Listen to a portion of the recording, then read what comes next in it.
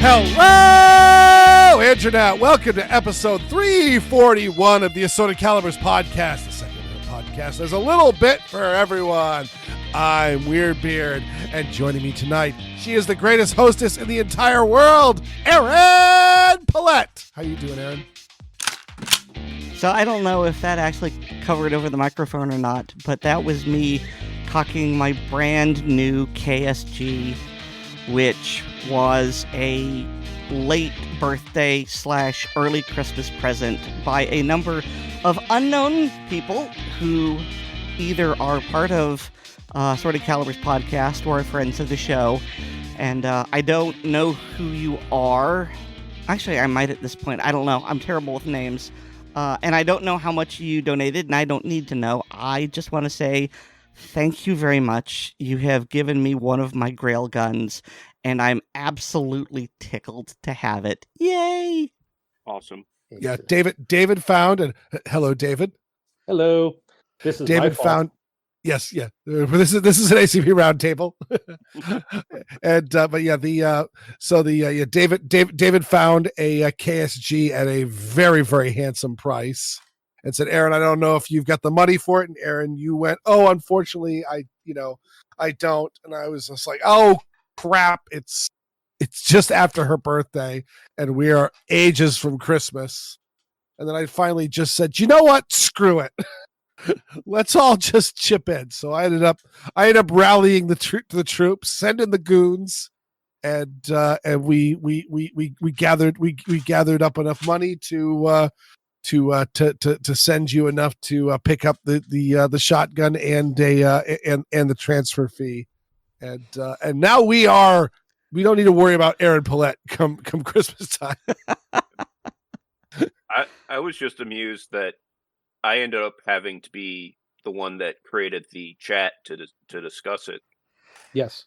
I tried to do it, and for whatever reason, like I created it and I was adding most of you guys, but for whatever reason I tried to add Miles, and Miles was not showing up in the list of available people to chat with.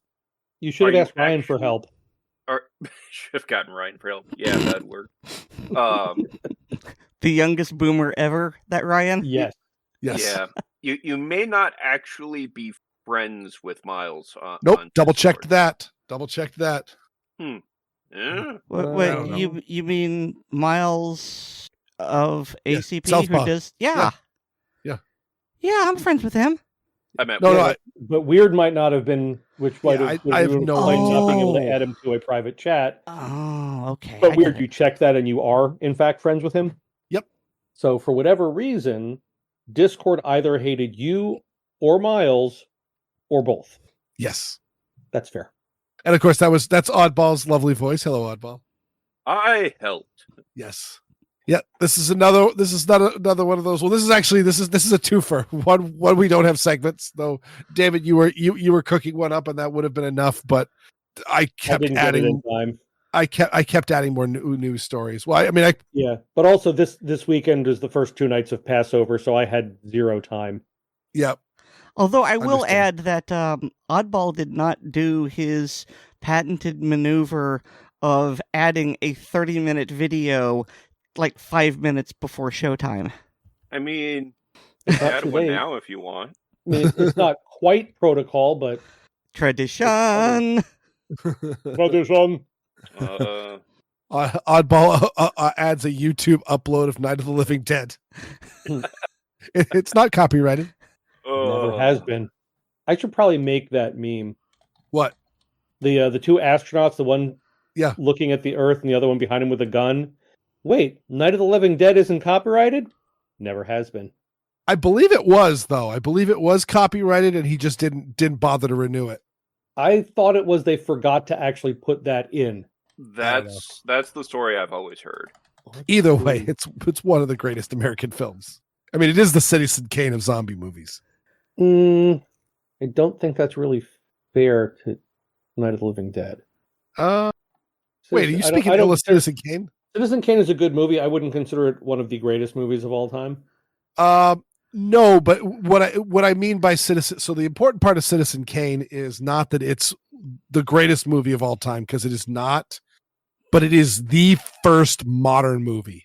Up until Citizen Kane, everything was linear storytelling and essentially a stage production with, but on, on recorded on film. And he was the first one to use flashback, heavy use of makeup, time jumps, and that sort of stuff. So again, there are lots of other zombie movies before Night of the Living Dead, but that was really the first one to kind of create what we all think of when we think of a modern zombie movie. Though unlike Citizen Kane, I think it holds up just as well today as it did when it first came out. But David, you mentioned Passover. How has your Passover festivities been? Good. Saturday we had Passover at the temple, and Sunday we had Passover with friends. And actually, I'm going to use this opportunity to have a learning experience for both myself and everybody else. But we were talking about my stuffed cabbage casserole, which is just essentially Polish gołąbki, but the cabbage is shredded and mixed with all the other stuff, and cooked in a casserole dish with cheese, because why not? And it's so much easier. But you were mentioning that like rice isn't allowed right now. Okay, so there are two main groupings of Judaism: Ashkenazi and Sephardim. Ashkenazi are generally Eastern European Jews, and Sephardim are Spanish and North African Jews. And as such, there are different standards and traditions overlaying the core religion. And during Passover, certain foods are not allowed. So nothing leavened, no leavened bread. That's where matzah comes in. But also there are certain foods that, while not specifically forbidden, are considered kitniot, which don't eat these.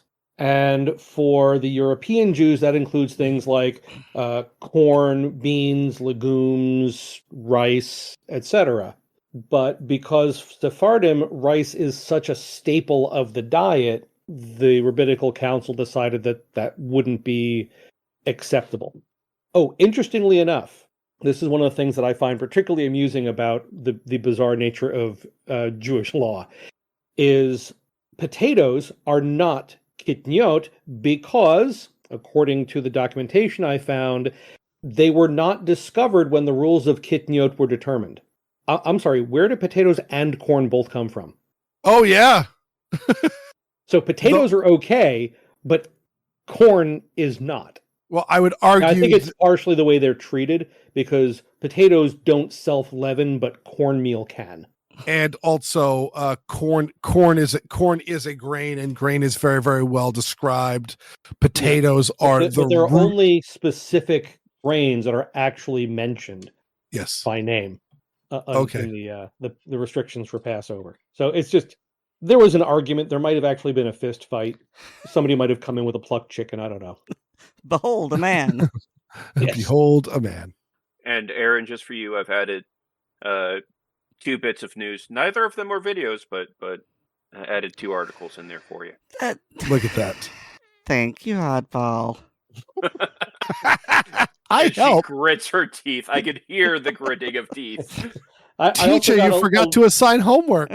I also got a little bit of, I wish my brother George was here. Actually, I was thinking, you bastard. Wait, that's fair too. But yeah, but Weird, you had never been exposed to the concept of kitniot before? No, I have. I hadn't heard that. I was aware about not letting things leaven, but I didn't figure it out. And you posted a link to the Wikipedia page, and I started reading it, and it wasn't really making a whole lot of sense. I think I was kind of having a foggy brain day anyway, so I'm just like, I don't get it. So a day. I mean, yes. Oddball, how are you doing? about as well as I was doing when we were recording Handgun Radio last night, which is, I remember that a week happened, but asking me what happened in that past week, I'm not entirely certain. Yeah, I did. I definitely mentioned this morning that we were going to do a round table tonight. People can add stuff. It's just like, no. Stuff I don't has. Okay, well, since Oddball failed in his mission, I had to step up.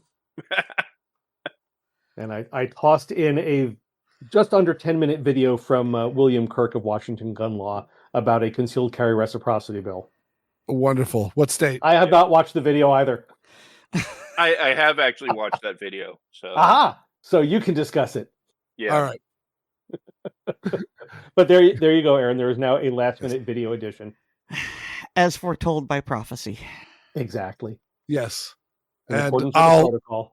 I'll go quickly because we got a lot of stories to cover anyway, and so yeah, it just the this weekend we had an exciting Sunday in the fact that we went over to a friend's house for brunch, and I was driving my wife's car, which made it even better, and then I hit a massive pothole, and it didn't blow the tire, but it was as close as you could get because it was bubbled out like the size of a tennis ball, and we luckily we were pretty much at our friend's house, so we pulled in. They just said, "Oh yeah, no, there's a couple of good tire places in town. We found one that was opened. They followed us down there so we could have a ride back. They fixed it while we were eating, and then we went and got it and got everything all fixed up, and it was reasonable enough as far as prices go."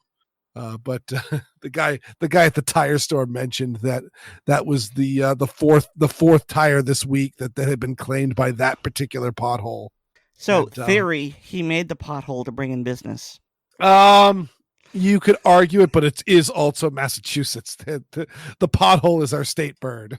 Oh no! I used to actually joked. Actually, his wife, she used to live up the street from my wife in when she lived in Cambridge, and I always joked the street that she lived on. I would always pretend there was a little alert that would show up on the dashboard when I started driving. Caution: lunar driving detected. Lunar, because there were just craters and dents and crevasses. And I was telling a story. Actually, no, Aaron, were you present already when I was telling the story about driving around with the trunk full of glass dishes? Maybe. Either way, David, the listeners haven't heard it. Okay, so the young lady who's hosting the Seder on Sunday called me up on Friday to ask for some help with some last-minute shopping and transporting stuff. And we went to a friend's house to pick up some boxes of glass dishes because she didn't have enough dishes for the Seder. So these dishes are literally just stacked in cardboard boxes. I had to ask for something to just try to pack around them so they didn't rattle as much. And from this friend's house, we were then going to go about half an hour away into Knoxville to pick up some wine for the Seder. And the young lady I'm accompanying was like, "Oh, we'll just leave them in the back of the car and drive." I'm like, "How many more dishes do you want when we get there?" So I convinced her to just go back to her place, which is 5 minutes away. We can drop them off. And we're taking one of the back roads. And she has to play slalom to avoid the potholes, which were the size of 3 or 4 large potholes. And we're following this pickup truck. And he doesn't quite manage to avoid one of the potholes, and one of his rear wheels drops into the pothole, and I see a spark from the frame of the car hitting the edge. Pickup truck, a modern American pickup truck. I don't think it was more than like 5 years old. Yeah, that's And that's a widowmaker. Yeah, that's Yeah. And that was not the only pothole that size on that short stretch of road, which amusingly enough is near a Tractor Supply store. So, it's not like they don't have gravel that they could throw in that thing if they wanted to. Yeah. either way, while we were my wife was paying for the paying for the work. The work, my buddy was writing a note on his phone, call the town about this pothole on Monday. And he goes, no. He of course was kidding, but was just noting that they were making good money from this thing. I don't remember which city it was, but it was one of them Yankee cities. I mean, I'm inclined to say Detroit because I love bagging on Detroit, but there were so many potholes and so deep that residents discovered a hack for them. They would draw obscene graffiti over and around it. Like, okay, here's this bad pothole, and then surrounding it, we're going to draw a penis. And then say it was actually Philadelphia, but I could be wrong. Okay, could be. I remember the story. But they were doing that, and then of course posting it on social media. And the city was getting complaints about the pornographic drawings. And so I don't really know how they came to this very logical decision, but they decided, well, instead of just blasting off the graffiti, they might as well go ahead and fill the pothole. If they have to, they guess. And I have seen photos. I don't know if it was from that location, but I have seen photos of potholes with large penises painted around them. Yeah. And I just thought it was beautiful the way they had weaponized hooliganism in order to get positive social change from the city. So it was socially responsible hooliganism. Yes, it was. Good for them. That's a proper way to use. We'll just go with hooliganism. Well done, folks. Civil disobedience at its finest. Yes. Well, shall we dive bravely into the stories? Sure. Bravely turn our tails and flee. Yes. So we'll start off with one that I will say is some very, very good news. This, of course, comes from a friend of the show, John Richardson, who runs the blog No Lawyers, Only Guns and Money, and is also now on the NRA board of directors. Yes, he did in NRA fact board win. member John Richardson. Yes. Yes. And so first up, that thank you on behalf of John and on behalf of ACP for everybody who was a voting member of the NRA who voted for him, and he's noting that a whole bunch of them of the people elected are on the what do they call it? The reformer ballot. Yeah. Although I take exception to the fourth name on that list. Yeah, I noticed that as well, and which is Willis Lee, who I will just say, in his defense, he is a bit of a weather vane in the fact that there has been times when he was very pro Wayne LaPierre and defending him, and in fact, I believe got quite mad at us for some of the stuff that we were saying about Wayne LaPierre, or was it Oliver? Both. Yeah. Well, I don't know if we had started criticizing Wayne at that point. It was right after the 2019 annual meeting where our criticism was, this is not good optics, because right or wrong, you are an organization perceived as facilitating shady gun deals. Right or wrong, Oliver North has a reputation and a legal history of facilitating shady arms deals. This is not helping your case. You are literally giving information to your opponent. Yeah. I thought I said ammunition. Well, whatever it was that I said. But yeah. You said information, but it also... a thing can be two things. Yeah. And so, you are actively hurting yourself. Why didn't you consider this? And that was seen as a rank betrayal, because they had... How dare you? They had taken me into their inner circle, by which they mean they'd invited me to, like, the president's brunch, and, I'd sat in on some committee meetings and things like that. But to them, I had apparently sworn fealty, and, because of this betrayal, they wouldn't have anything to do with me. And Right. and then everything after 2019 happened, and I was just watching while eating popcorn. Mm-hmm. Mm-hmm. So You were the dog in the coffee shop. And I will say I am on record. You guys can scroll back to the Assorted Calibers podcast from the 2019 annual meeting, and I mentioned that at the beginning of the week when I was hearing all the talk that there was going to be the vote of no confidence, and that it turned out Ollie North was calling for Wayne LaPierre to resign, and all that. I had told everybody, look, if Wayne ends up stepping down or gets voted out or something like that, I said, I am more than happy to give him a hero's burial for the various fights that have happened since he took the position.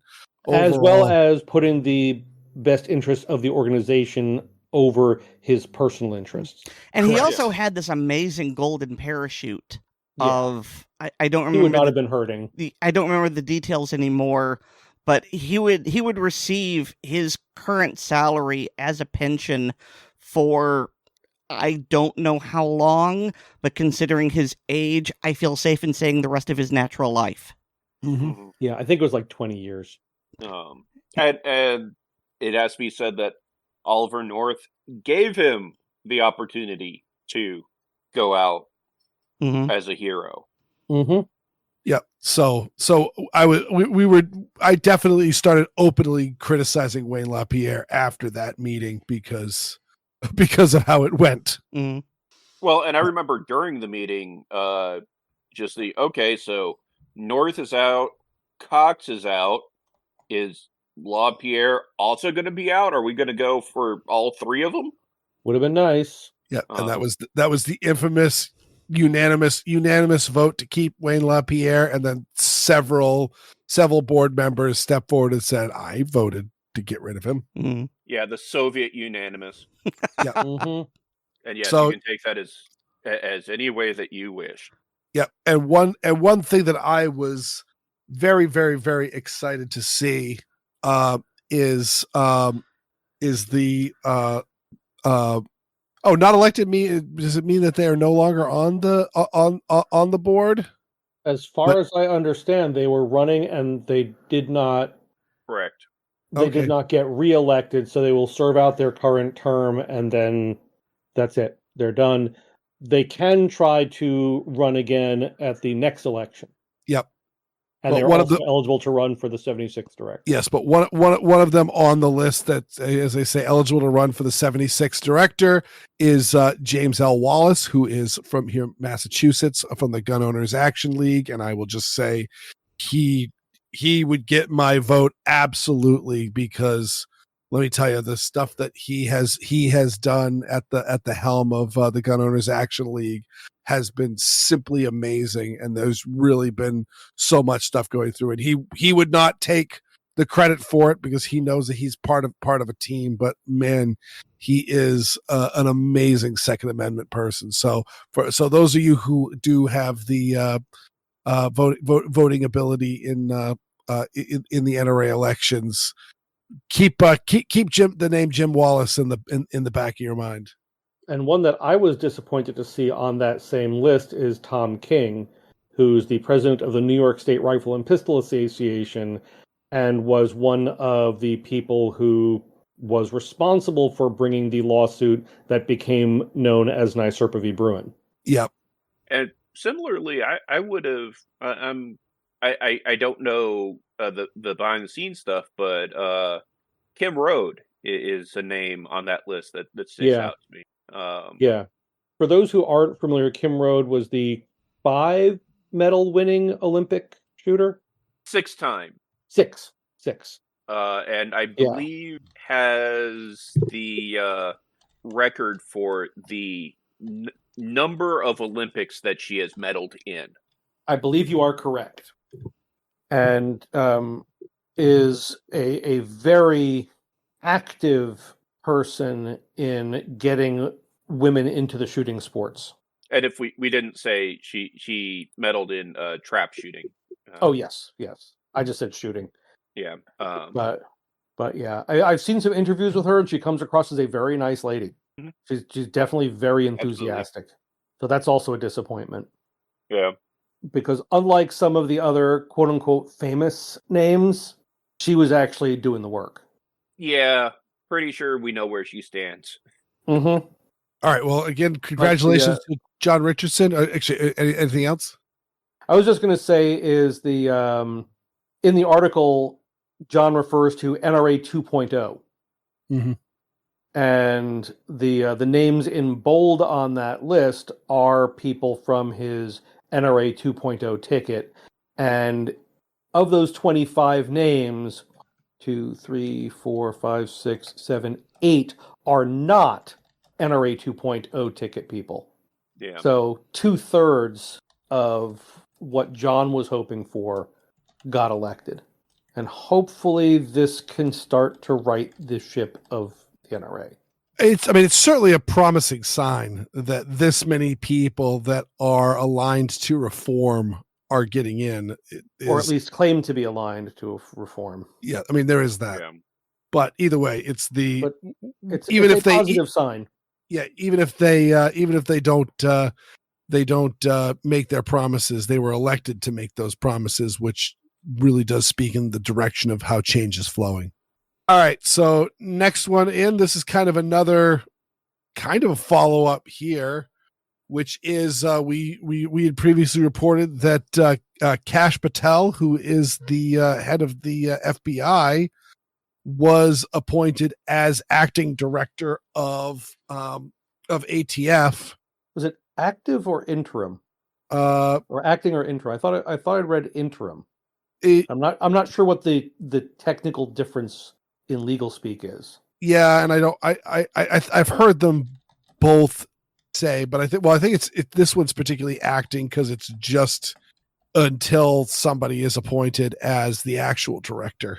So, my English major is going to come out here, and while I can't speak to the legal differences between the two, in my experience, an interim role can sometimes become permanent, whereas acting doesn't. Okay, so acting is de facto temporary, where interim may not be. Yeah, I mean, you could think of it as acting is like the substitute teacher, and interim is you're on probation and you might be hired. Okay, so the other way. Got it. Yeah, but either way, he is out, and it's another double duty person that's moved in. Army Secretary Daniel Driscoll is now. Let's see. Do they say if it's acting or I think it's acting director of the acting director. It's still acting because the permanent director has to be confirmed by Congress, I believe. Correct. Right. Yeah, and one was not presented during Trump's initial cabinet appointment hearings. So my question here, which has been brought up in the article, is, all right, so this man is the Secretary of the Army. I literally don't know what that role entails, but I imagine it is very complex. How does he have the time to run the Army and run the ATF? I mean, it seems like this is exactly the same problem that Patel had, running the FBI and running the ATF. I agree. That just seems and too I'm much also for any kind one of person. the opinion that until we see actual actions from this administration, it really doesn't mean a whole lot to me. Mm-hmm. Yeah. I mean, the Trump administration have claimed that they are going to remove Biden-era ATF rules and also removing personnel. Well, I believe they said they're reviewing Biden-era rules. Not yes, we're removing them. We're going to take a look at them. Yeah. Honestly, the simplest thing would be is just pick up the phone, call Brandon Herrera, and say, you're in. Make him the acting ATF director or interim, whatever the proper term is. No, David, don't bury the lead. First, you would need a Senate confirmation hearing for Brendan Herrera. And tell me you don't want to sit in the front row for that circus. I mean, the last time he was in front of Congress was hysterical. Actually, if I was going to watch that, it would need to be someplace where food was allowed because I want popcorn. Mm-hmm. But Brandon's video of we can't get rid of the ATF yet made a lot of sense. Yeah. The people that are wanting to just straight up abolish the ATF now. For the most part, you're upset over the loss on the books. Right. And for the most part. And Brandon's basically going, no, we need to salt the earth. Yes. Right. Well, he said that we need to, repeal the NFA, repeal the GCA, repeal the Hughes Amendment, et cetera, et cetera. And then once the regulations and legislation that the ATF is enforcing are gone, then the ATF can be abolished and salt the earth. But he also said that he has plans that would, best case, cripple the organization for decades. And at the very least, the ATF director does have the ability to declare an amnesty on the Hughes Amendment. He could just do a 30-day amnesty every 31 days. Yep. I mean, that would do absolute wonders for the for the machine gun registry. Oh yeah, yeah. I mean, the CNC machines go brrr. What happened? I mean, but yeah, it is. The strangest thing about this article is the fact that no one seems to know when Patel left and Driscoll started. Mm-hmm. And or I think why? The big one is the why. Yeah, I mean, I can understand Patel simply saying, I appreciate the honor, but I have my hands full reforming the FBI. I can completely see that. But you would think that there would have been some form of communication. Mm-hmm. Or this also could be, I just thought occurred to me, is this also could be an example of the current administration having no interest in talking to the media, or little interest in talking to the media. I mean, the current administration is doing so much so fast, it's honestly difficult to keep up. Yeah, and that is a feature, not a bug. It is kind of interesting watching. Okay, so I've said this before, I'll say it again. The Trump derangement syndrome and Trump worship syndrome folks are both crazy. But it is interesting watching them go nuts over, in some cases, the same thing from opposite sides. With, by the time they get all of their outrage out about thing A, things B, C, D, E, F, G, H, and I have all happened. Mm-hmm. And so the both the outrage and support contingents can't keep up, which is interesting. But I guess we'll just have to wait and see. Yep, it's just it's an interesting development, and it is very, very strange. It absolutely, like you said, David, it would absolutely make sense if it was somebody who was not otherwise attached to anything, or like Elon Musk with Doge. He's got lots of stuff that he does, but he is, sounds like a lot of people are saying he's sleeping on like the couch or on the floor of his office. Yeah. Oh, there are pictures of him in a sleeping bag. Yep. And so he is taking a step back from SpaceX and Tesla and boring.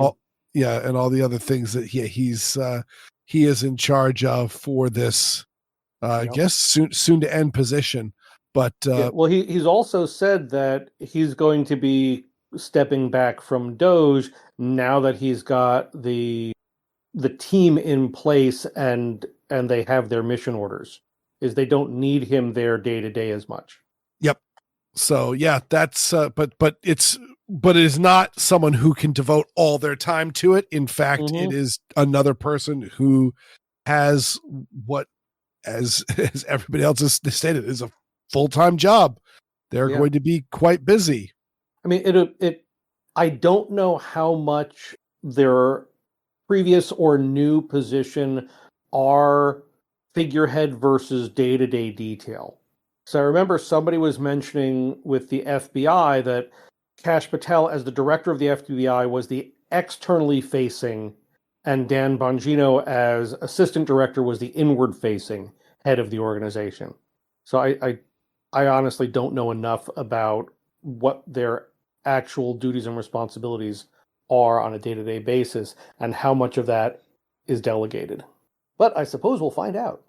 Yep.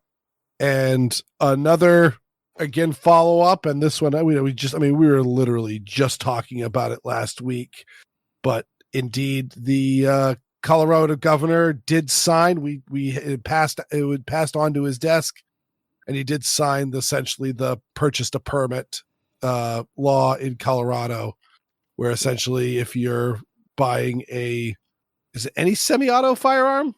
That's how I read it. I believe it's any semi-auto that accepts a detachable magazine. Oh, yeah. Manufacture, distribution, transfer, and purchase of a semi-automatic rifle, shotgun, or gas-operated handgun that accepts a detachable magazine. It does carve out an exception from the ban for those who undergo an extensive permitting and training process. Yes. In order to purchase the firearm. Yeah, interestingly enough, the Glock is not covered under that, but the Desert Eagle is. So I was reading the requirements to get the permit, and it was very similar to what I had to go through in order to get my concealed carry license here in Florida. And so if that level of paperwork and training and things like that is just required to buy a gun, and also it expires every 5 years, you have to go through it again. If you want to buy another one, yeah. Yeah. So It's very similar to New York's permit to purchase system. I don't see this surviving a sustained court challenge, but sustained is the key word. It's going to have to filter up to the Circuit Court of Appeals, if not SCOTUS. Yeah, and we'll get another chance to see if SCOTUS was really serious about NYSERPA v. Bruin. Because they haven't seemed to be as serious about it as Clarence Thomas was. And hopefully they will, instead of taking a case like this, they take a case like Massachusetts or Illinois, where you need a permit just to own or New York anything. Yep.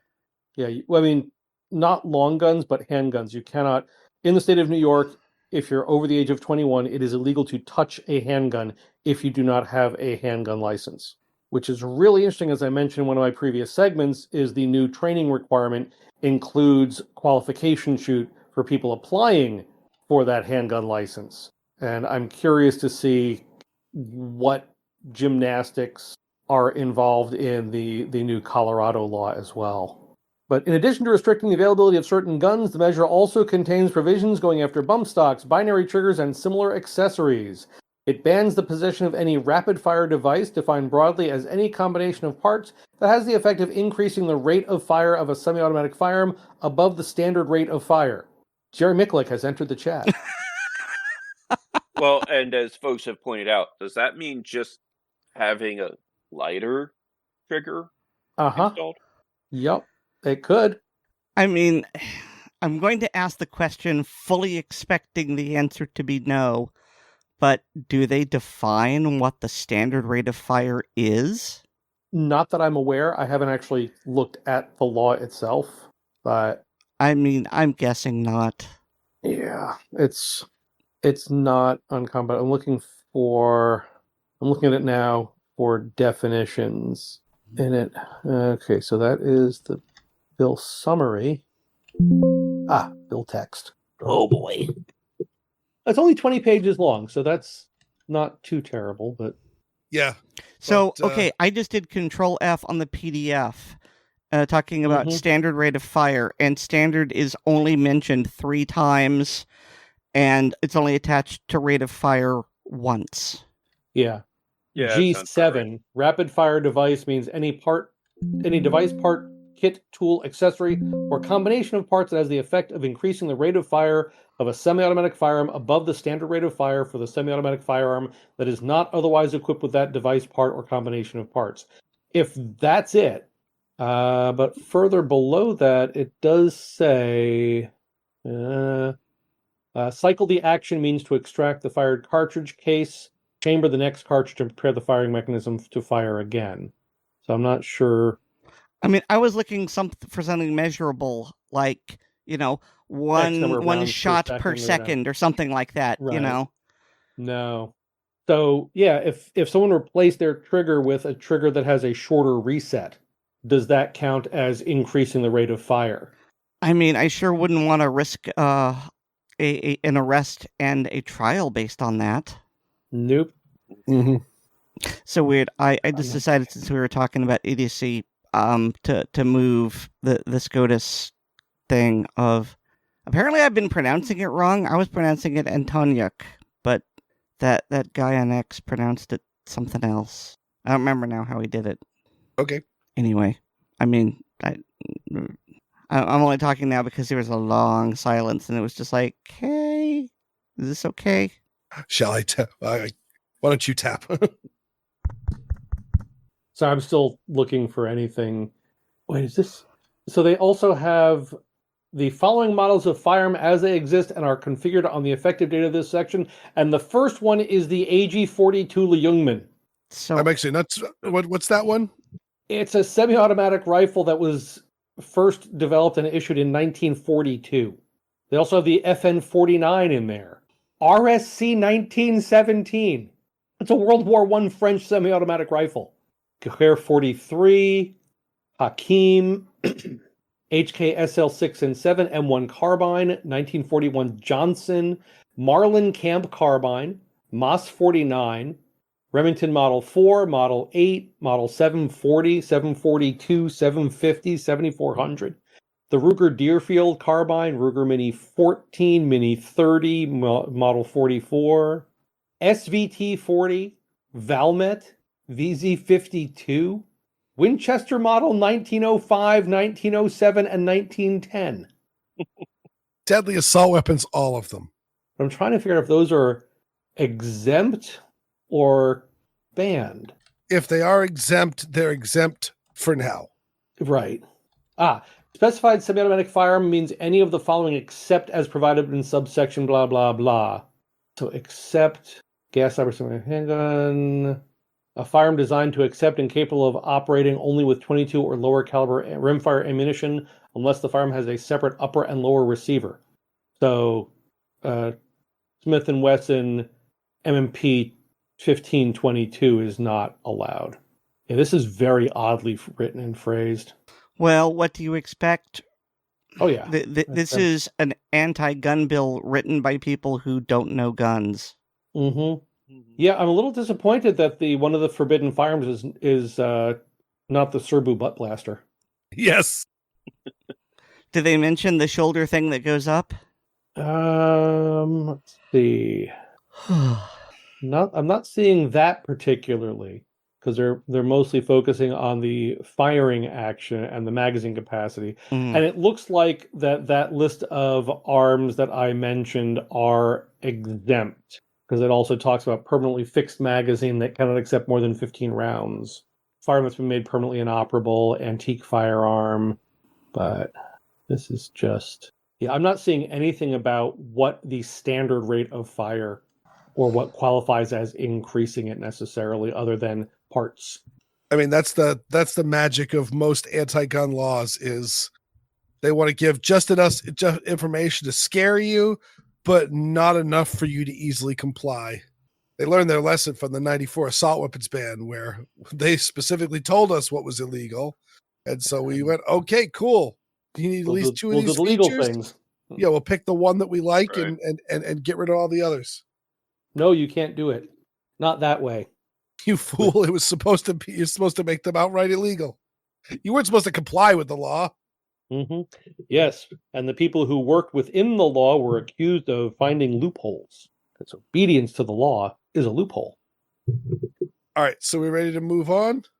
Yeah, I definitely don't want to be in Colorado anymore. Yes. All right. Oh, yes. Unfortunately, as Erin started to talk about with the Antonyuk versus James case, SCOTUS has denied to hear the case, And this is a case dealing with New York's new requirement for carry to be a person of good moral character. Mm-hmm. Which, yes. And if you want to own a firearm, you obviously don't have good moral character. That's how it's been treated in parts of New York. Is it to own or to carry in this Well, case? for a handgun license, that's the same thing. Okay. Unless you're specifically in New York City. Well, in which case it's neither. But in New York State specifically, most long guns, there is very little in the way of licensing. But to even own a handgun, you have to get a license, and that was where the good moral character clause was utilized. So I don't know if that's been extended further to long guns, or if it is specifically ownership of handguns. Which I have not had a chance to read much into this case.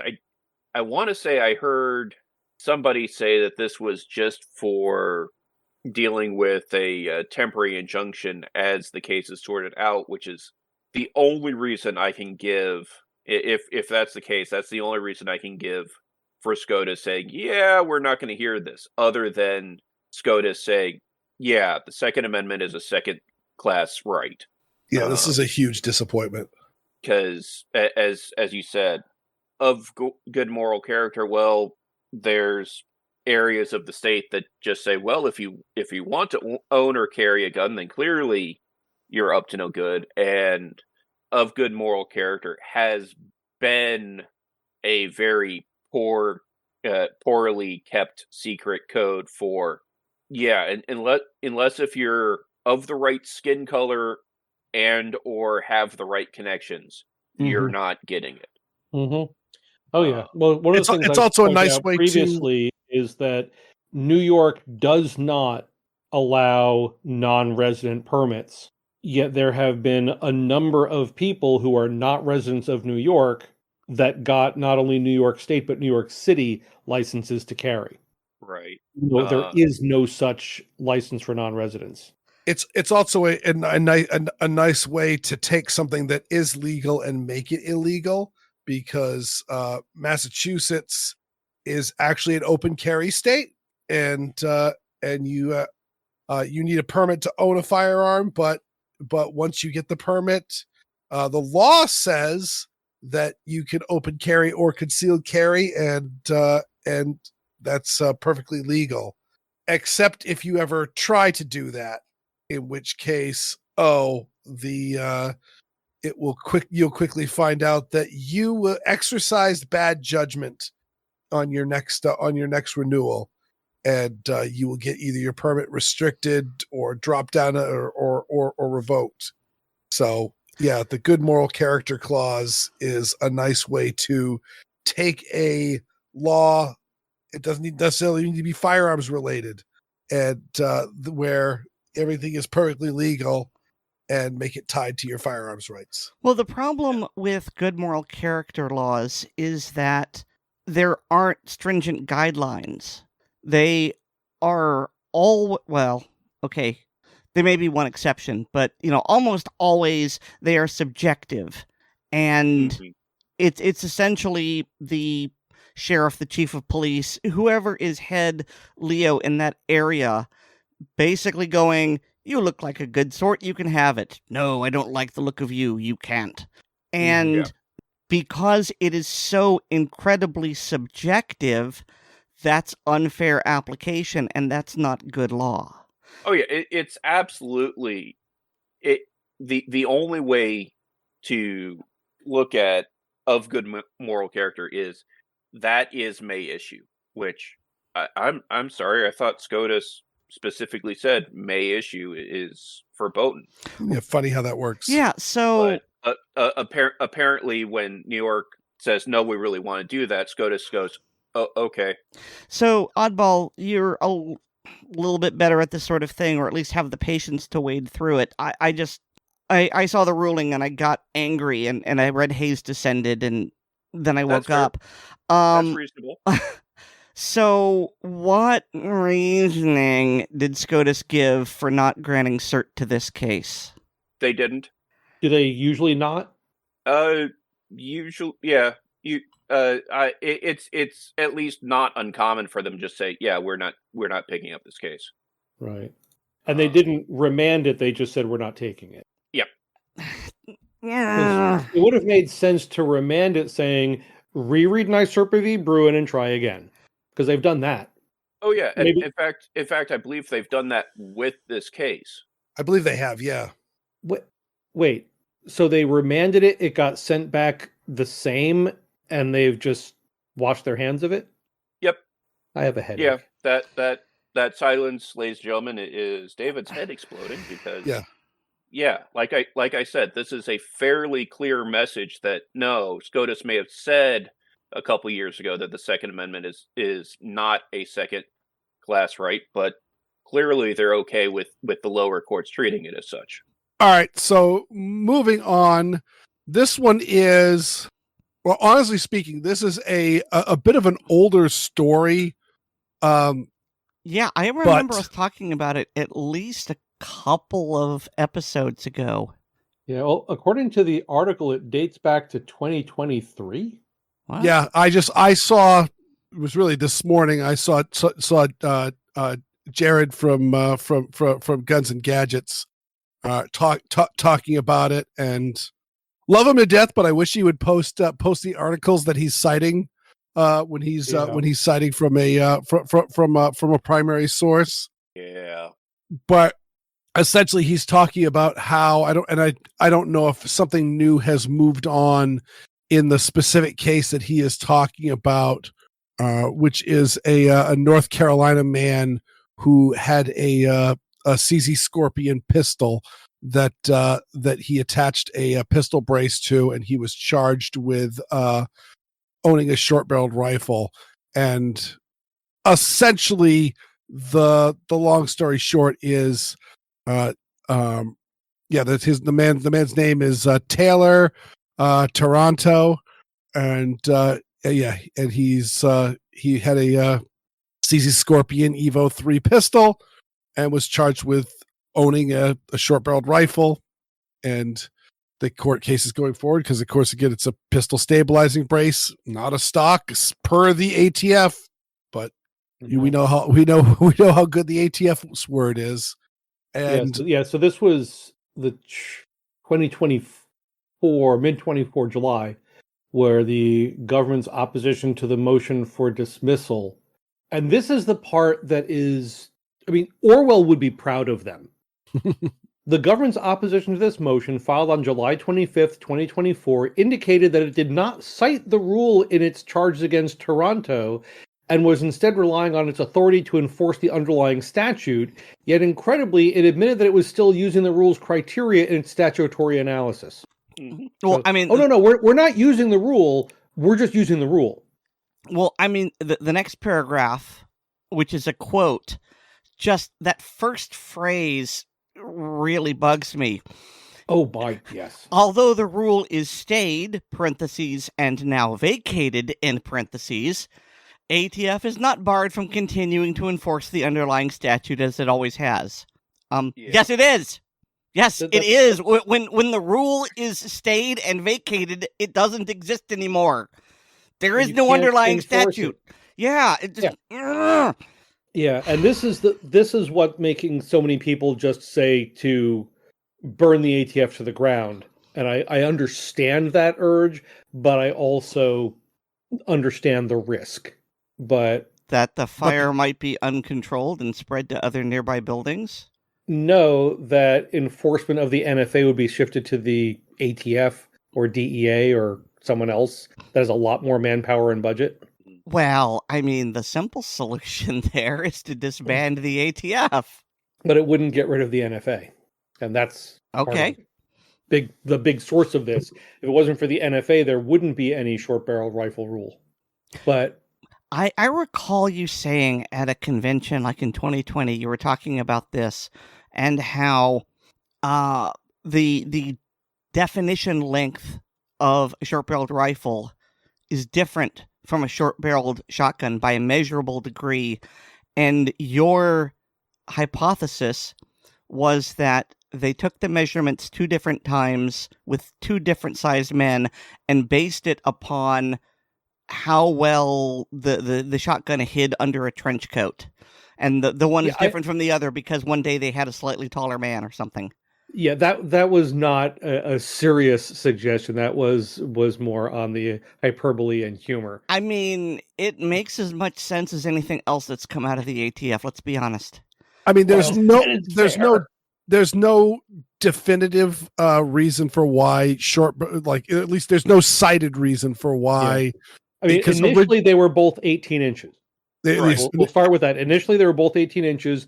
Then they reduced in the rifles late 30s, I think it was. They reduced rifles to 16 inches, which the theory that it was because of M1 carbines being sold out of service is about a decade before that.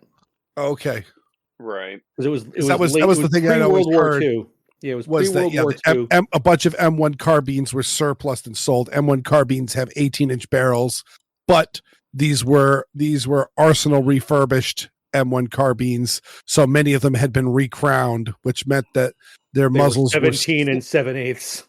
Correct.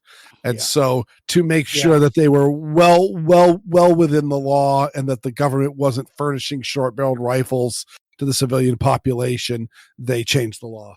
I mean, I think more likely theory is they looked at the number of specifically 22s and lever action rifles with 16-inch barrels and realized that this would likely get the law thrown out. Mm-hmm.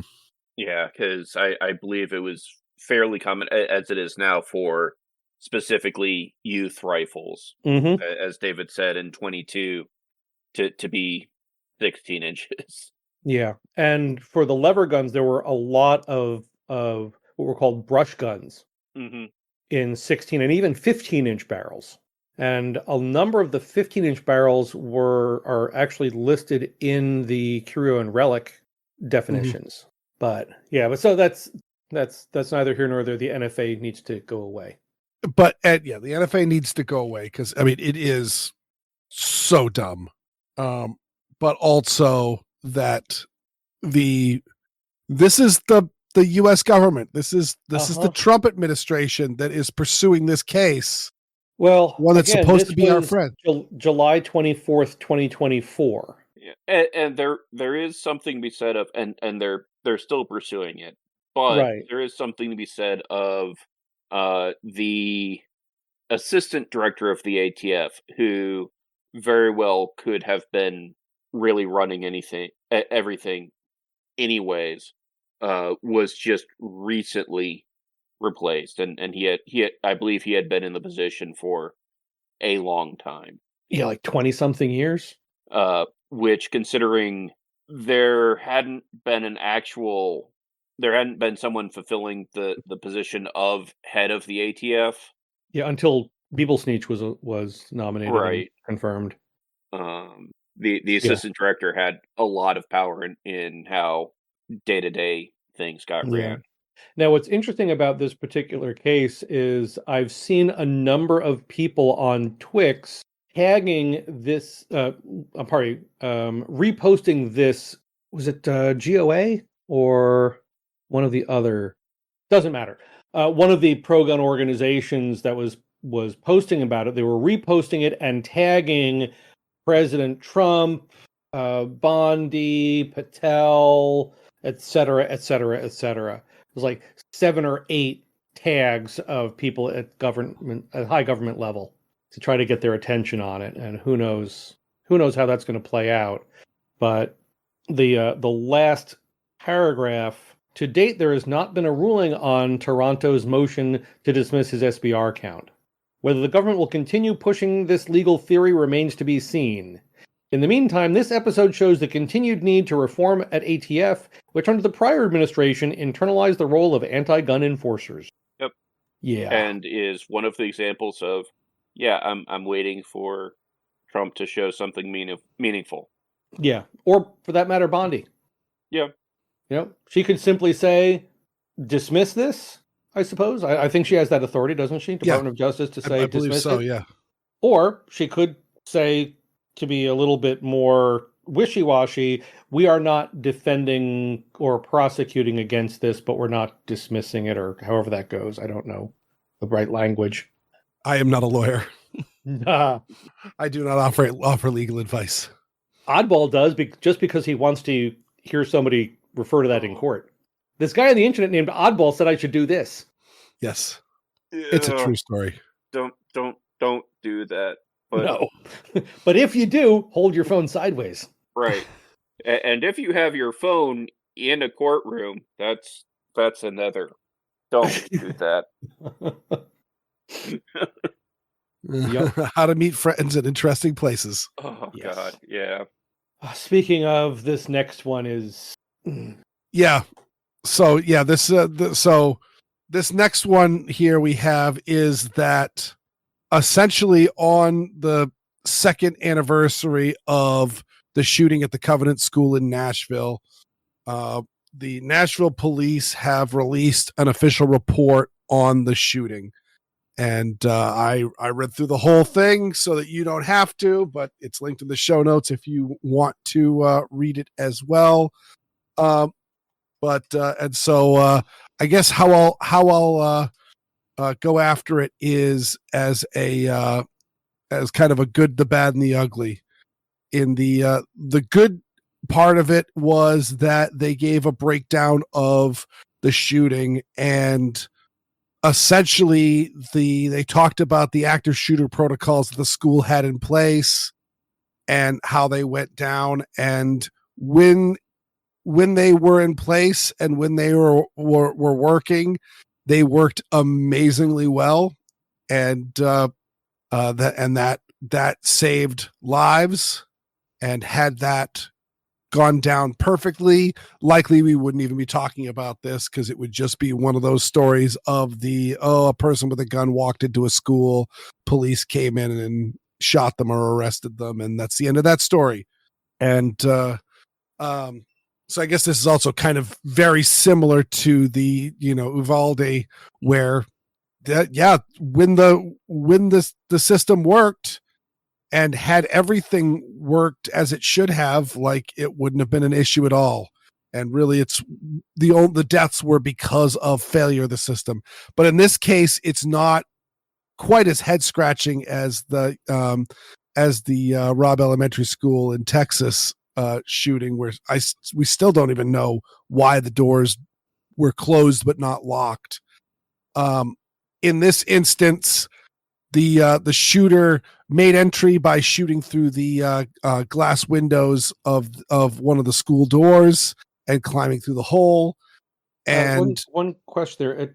Earlier on, after this event occurred, it was mentioned that the shooter had a .300 blackout AR that was only used to shoot out the doors. Is that is not true. Essentially the shooter had the weapons that they had on them they had a few others, I believe, at home, and also they had not relevant.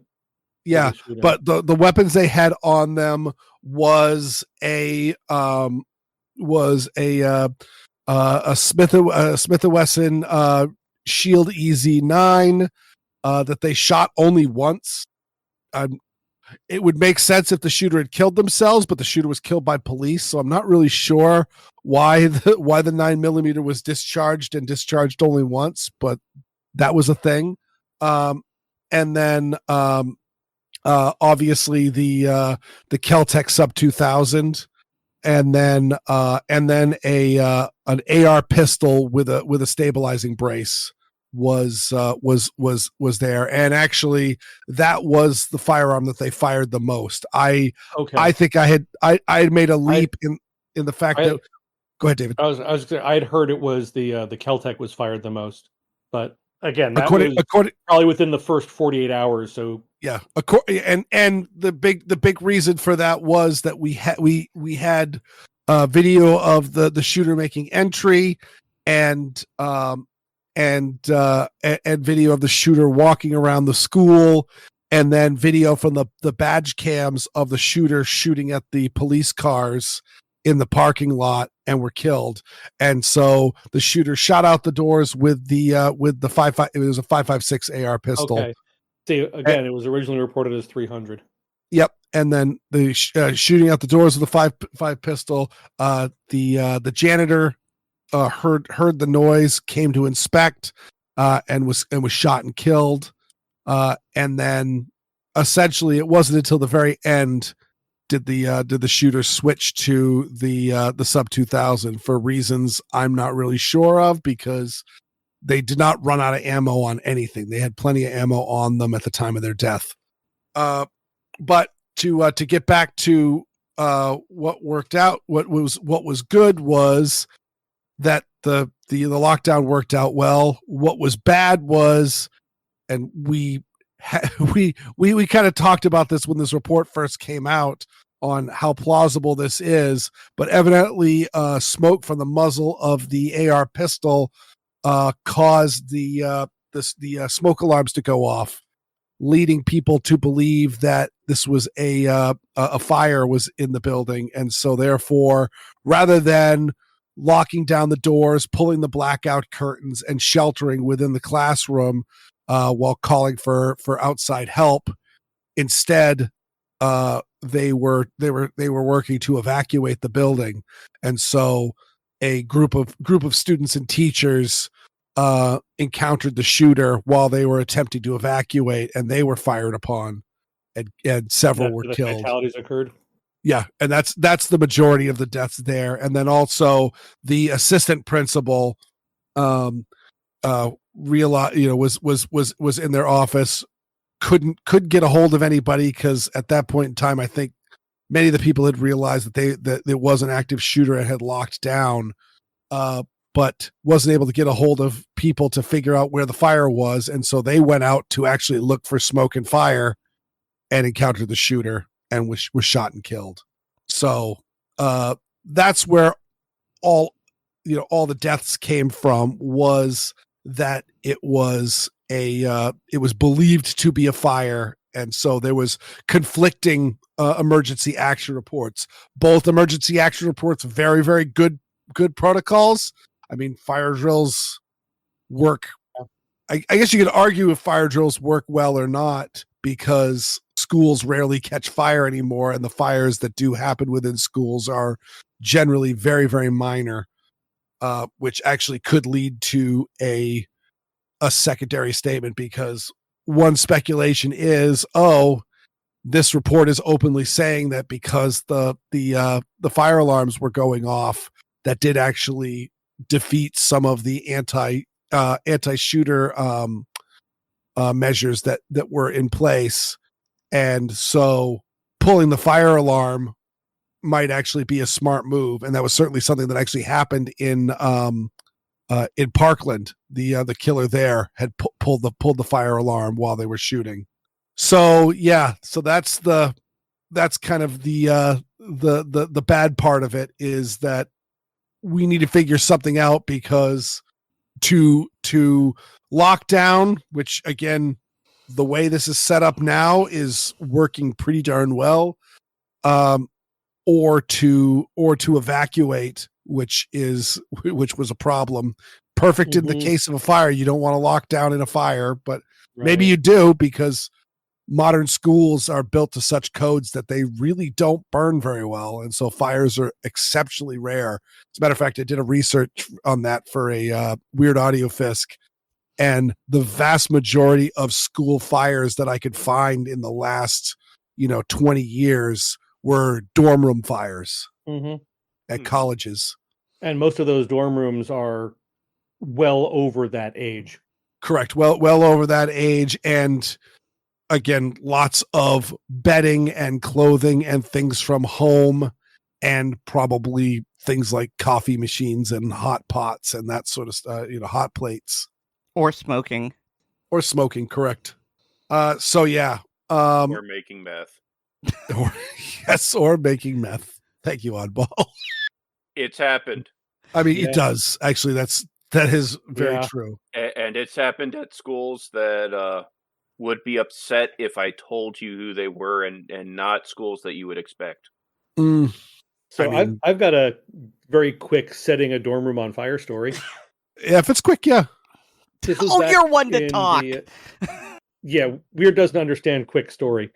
But back in the late 80s when I first went to college, in the dorm that I was in were a bunch of ROTC students. And they were having a competitive fart lighting contest. I have to ask, which branch of ROTC? Army. Okay. It tracks. Go on. Yeah, so the group of 18 and 19-year-old kids who had apparently loaded up on beans, broccoli, and coffee at the dining hall for dinner, and then were trying to light their farts. There may have been alcohol involved that was never proven because they were below the age of legal drinking, but they were apparently in hysterics as they were doing this, and somebody lit something on fire that wasn't a fart. And so we all got to wait outside. I never attempted that much because I heard the story of someone who was attempting to do it and ended up setting their underwear on fire. Well, I mean, that's a better story than the idiots that decided it'd be a fun thing to do to light pizza boxes in the hallway at 2 a.m. That happened at my school. Yeah, there were a couple times that I almost beat some of my fellow students to death. But did they tell you that you didn't have to do that?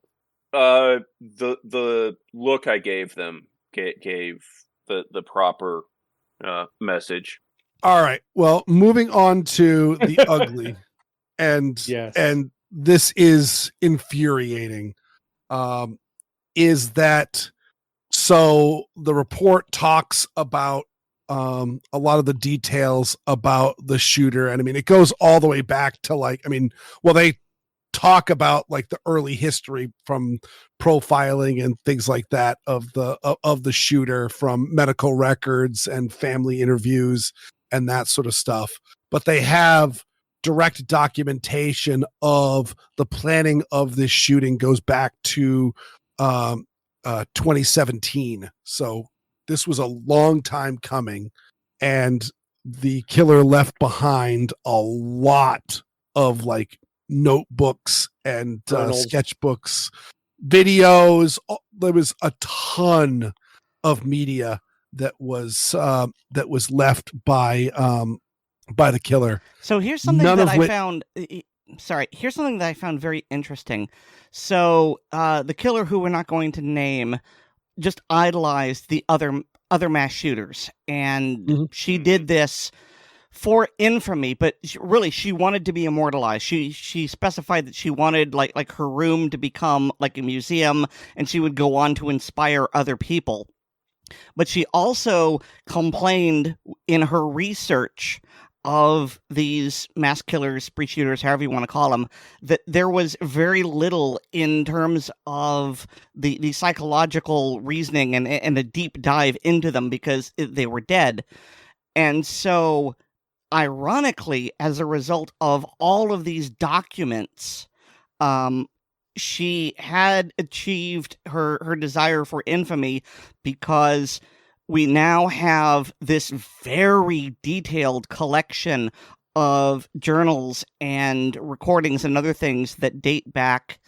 I mean, I don't know how long she'd been doing this. I know that she had been seeing a psychiatrist or psychologist for like 20-some years.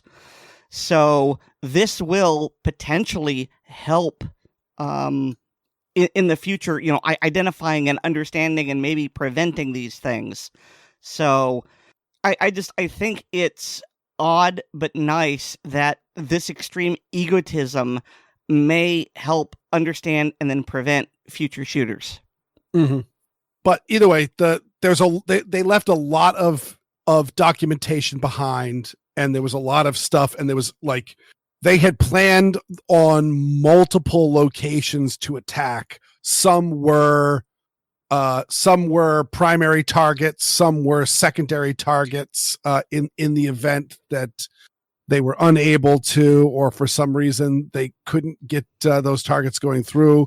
Lots of plans, like evidently beside Covant, there's a fire station, and they were worried that the firefighters might interfere with the attack, and so the plan was possibly to start a fire or light off a bomb at some distance away from the Covant School, so that the police and fire would respond to that, and it would bring the police and the first responders away from the Covant School. And they actually decided, because they idolized the Columbine people, and the Columbine, as we've reported many times here, Columbine was not a school shooting. Columbine was a school bombing. They were idolizing the Oklahoma City bombing, and so they were attempting to blow up the school and kill everybody, and the guns that they had with them was just a secondary in the event that people survived the explosion and fire of that. They could shoot people as they evacuated, because the shooting started in the parking lot of the school there. And so they decided, since they weren't able to make the bombs and the killer didn't consider themselves that much better at bomb making than the Columbine killers, then they weren't going to attempt it. But either way, there's all this documentation, but the report says the killer did not leave behind a manifesto, and at no they did not leave behind a single document with all of this information in it. Yeah, and at no point in time is any in this report are any of the dozens of journal entries, multimedia recordings, and that sort of stuff at all reproduced. And it sounds like they have no intention of releasing anything from the from the documentation that's left behind by this killer, which on one hand I could say, okay, that's kind of good, because it's not allowing glorification, etc., etc. But on the other hand, let me scroll up to find the quote that I had picked out, which is at the end, they're talking about various factors that coupled in, and they said what this attack isn't. There have been numerous theories proposed by parties outside of the investigation as to why the killer committed the attack. Some theories have been based on snippets of the killer's writings leaked to the media, of which we reported on the show, while others have been wildly posited for no other reason than to elicit controversy or attention. Based on the available material, those theories can be easily debunked. Okay, go ahead. Yeah, exactly. And then they proceed to leave it at that. It is easily debunked by us saying easily debunked, which it is, I don't agree with at all to begin with. I am fine with this not being on the evening news and not being recreated for each of the the evening news reports and print stories and all of that things, just so that the fair weather news watchers and newspaper readers can see this. I think all of us remember in the Virginia Tech shooting, the images of the killer on the front pages of newspapers everywhere. Right. Boston Marathon bombing. Correct. Yeah, there's a lot of that was one stuff. Of the most disgusting ones. Yeah. I concur with that. And of course, also, again, this person citing the Columbine people, that was wall-to-wall news reports, lots of documentaries, lots of books and things like that written about it. They really got celebrity status. And so I can see that, but again, have it out there so that we can see this stuff, so we can see the information, so we can make decisions and possibly come up with solutions and brainstorm on how to best solve this. And I would say that what makes it even worse is that it was full of contradictions, in my opinion. One of the big ones that I will put, just because it's ACP, is that they openly say that the killer, while it was initially reported as trans, the killer was not trans. And the reason for that statement is that the killer had not undergone any sort of medical intervention for gender transitioning, which, well, Erin, is that how that works? Oh, I wish you hadn't called on me, because this will only hurt people. But you can be trans without having received any medical whatever. You don't have to be sexually reassigned. You don't have to be on hormones. You can just be trans. I mean, I suppose they could say that she didn't have a medical diagnosis of gender dysphoria, but a lot of us don't do that either. It's just we know it to be true. So yeah, but I think I think the one good thing about this that I heard a lot is that this was the result of being on testosterone, and that makes you aggressive. And there were predictions of a whole bunch of trans men becoming violent, and then that didn't happen. So just like everything with most human beings, it's complicated. There's no cookie cutter solution, no matter how much we want one.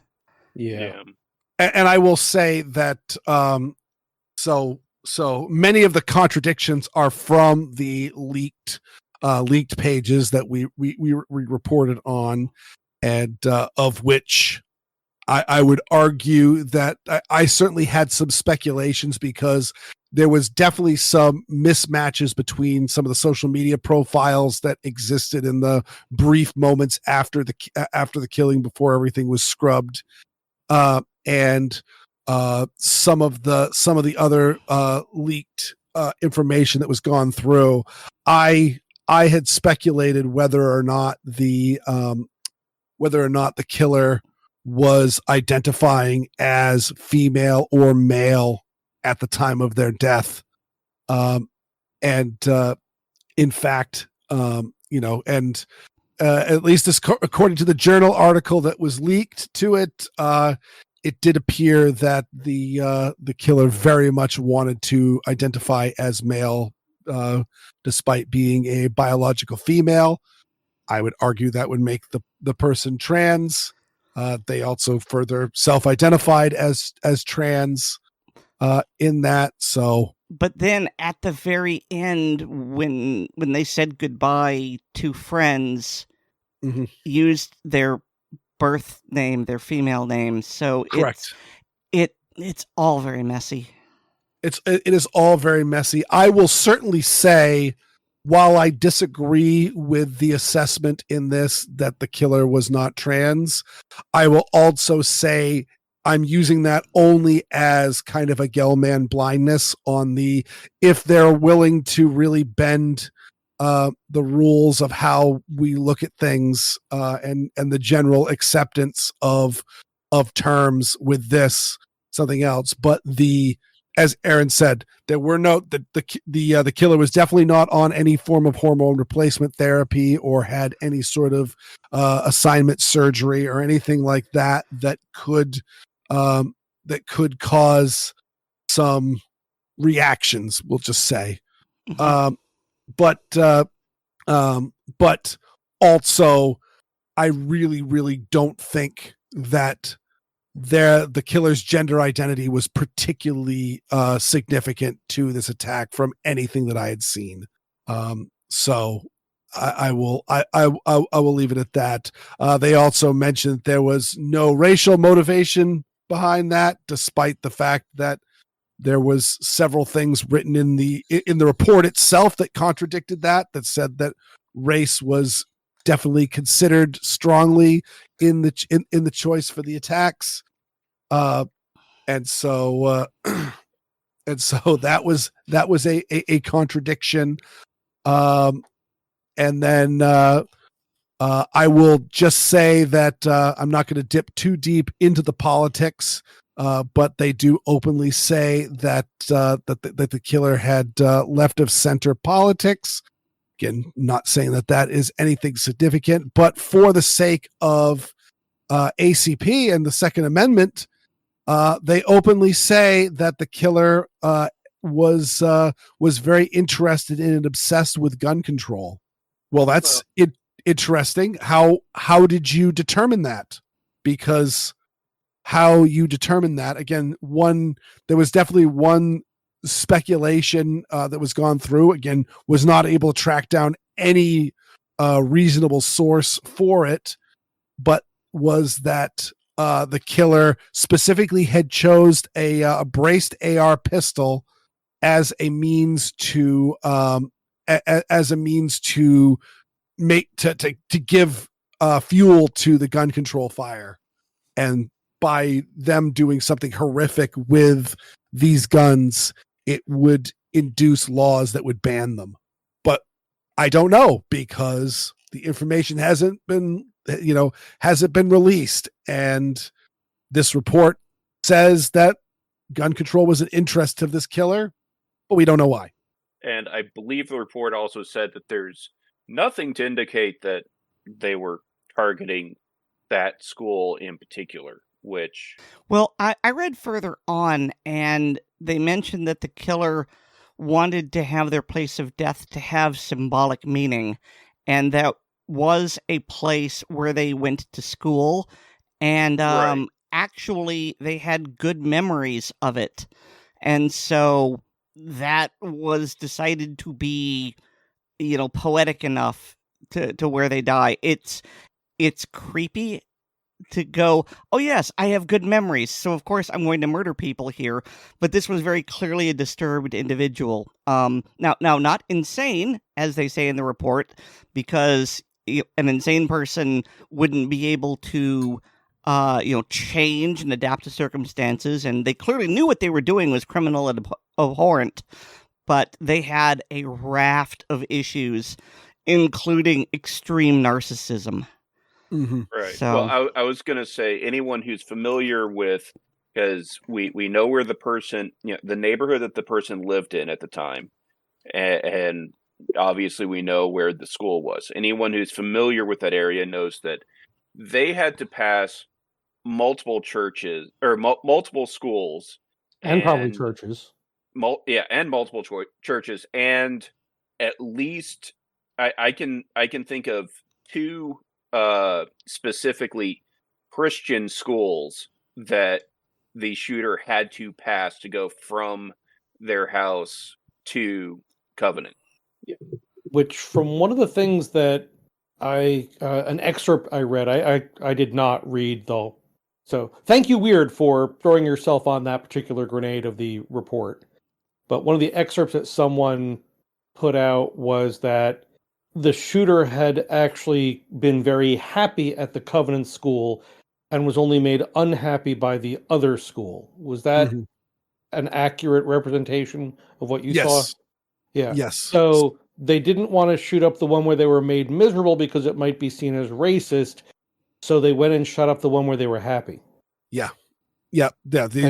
Obviously this person's brain was broken. The dynamic. Well, and I will say, knowing both schools, or at least knowing of both schools, because full disclosure, yes, I'm from the area. I grew up, and actually, Panya and I lived in a condo complex almost across the street from Covenant School for a few years.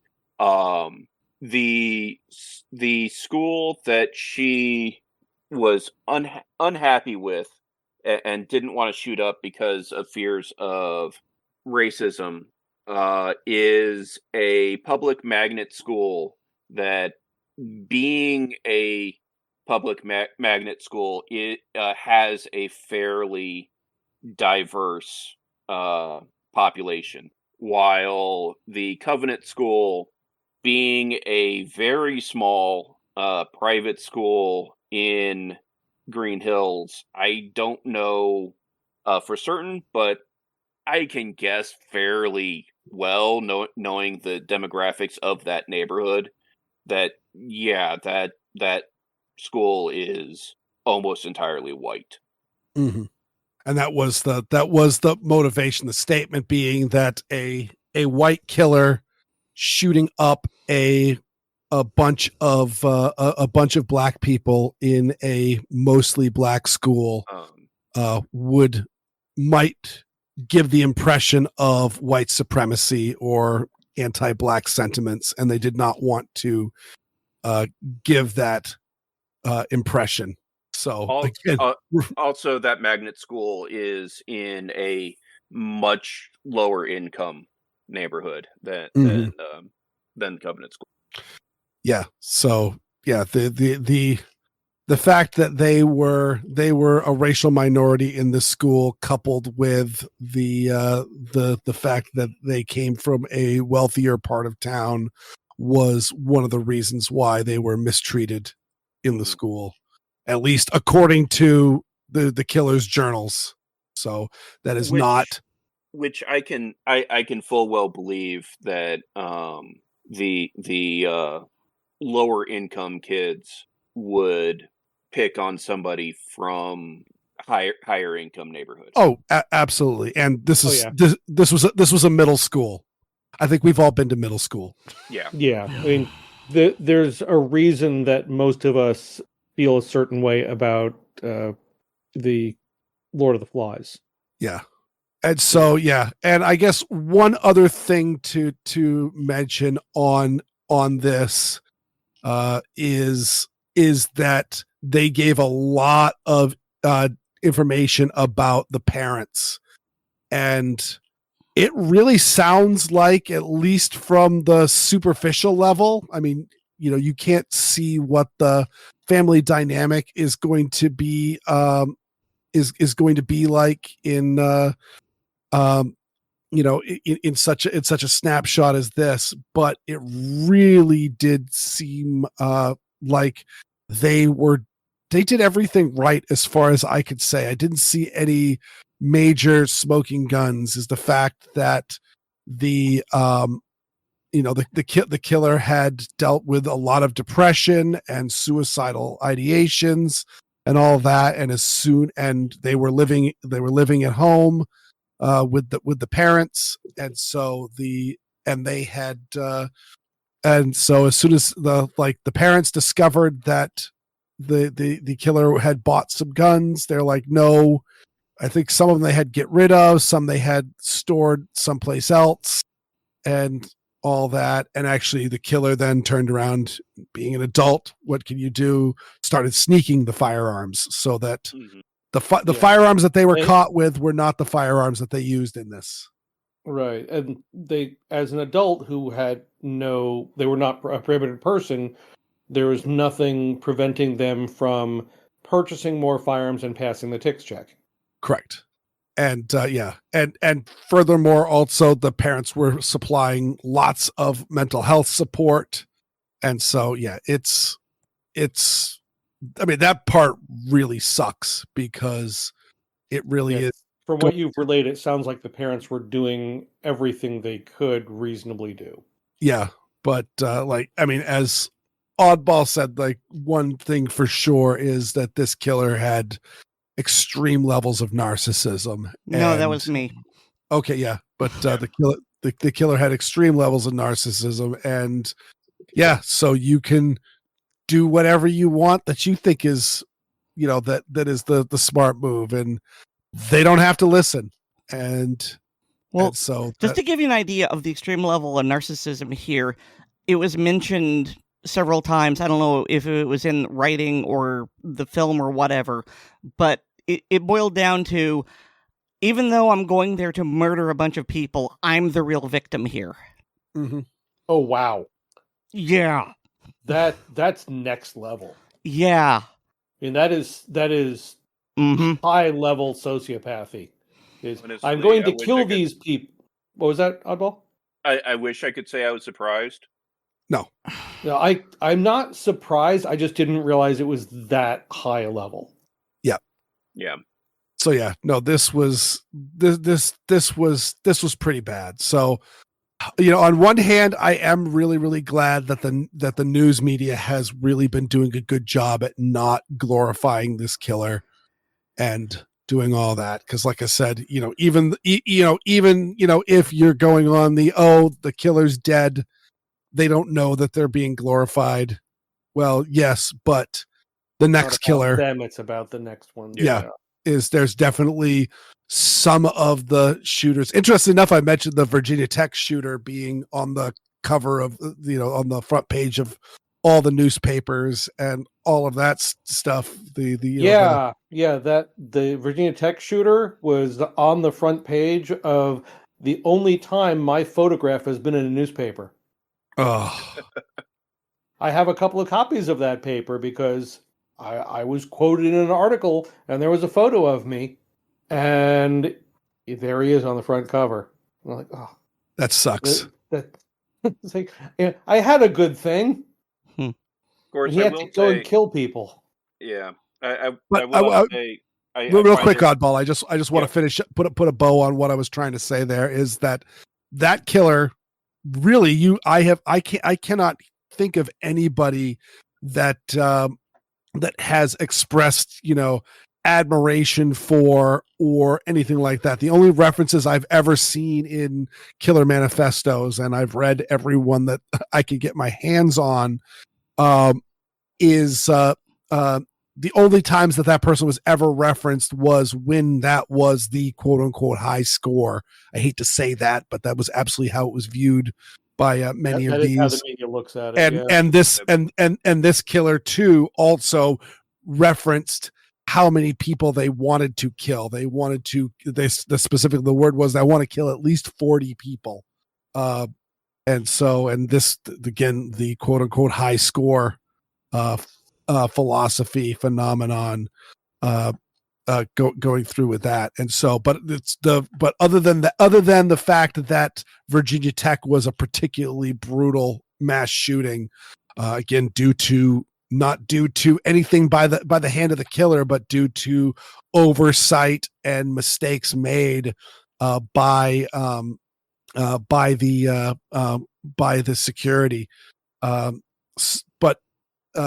that killer never seems to get the admiration as some of the other killers out there that seem to always come up, and Columbine being one big one, the other one being the Isla Vista shooter, for whatever reason, has a huge following. Who is that one again? That was the one that stabbed and killed their roommate, and then it was the spree killer that actually didn't use a gun for the majority of their victims. They stabbed and killed their roommates, ran over a bunch of people with a car, and then had some guns and ended up killing themselves. It was that was the incel killer, where they were again in that weird contradictory thing of I just want to get laid, but any woman who would sleep with me is unworthy of my unworthy of my my manliness. And I want to get laid, but any woman who would sleep with me is a whore. Correct. So yeah, they were a very, very messed up person, and I'm glad they're gone. But for whatever reason, they're all losers. It's not like one was particularly losery. But that one, for some strange reason, has a cult following, as does the Columbine killers. Don't know. I mean, the Columbine killers, because they were basically the first of that generation, and there hadn't been many in prior generations. Yeah, and they were glorified for the most part, just because we were all searching for answers. What was this? Yeah. Oh yeah, they were on the news constantly.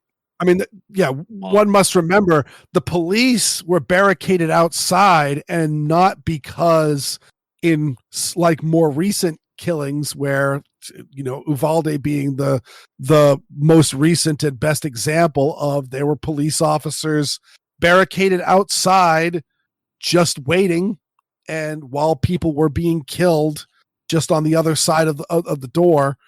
That was cowardice, in my opinion, and incompetence, and just generally horrible.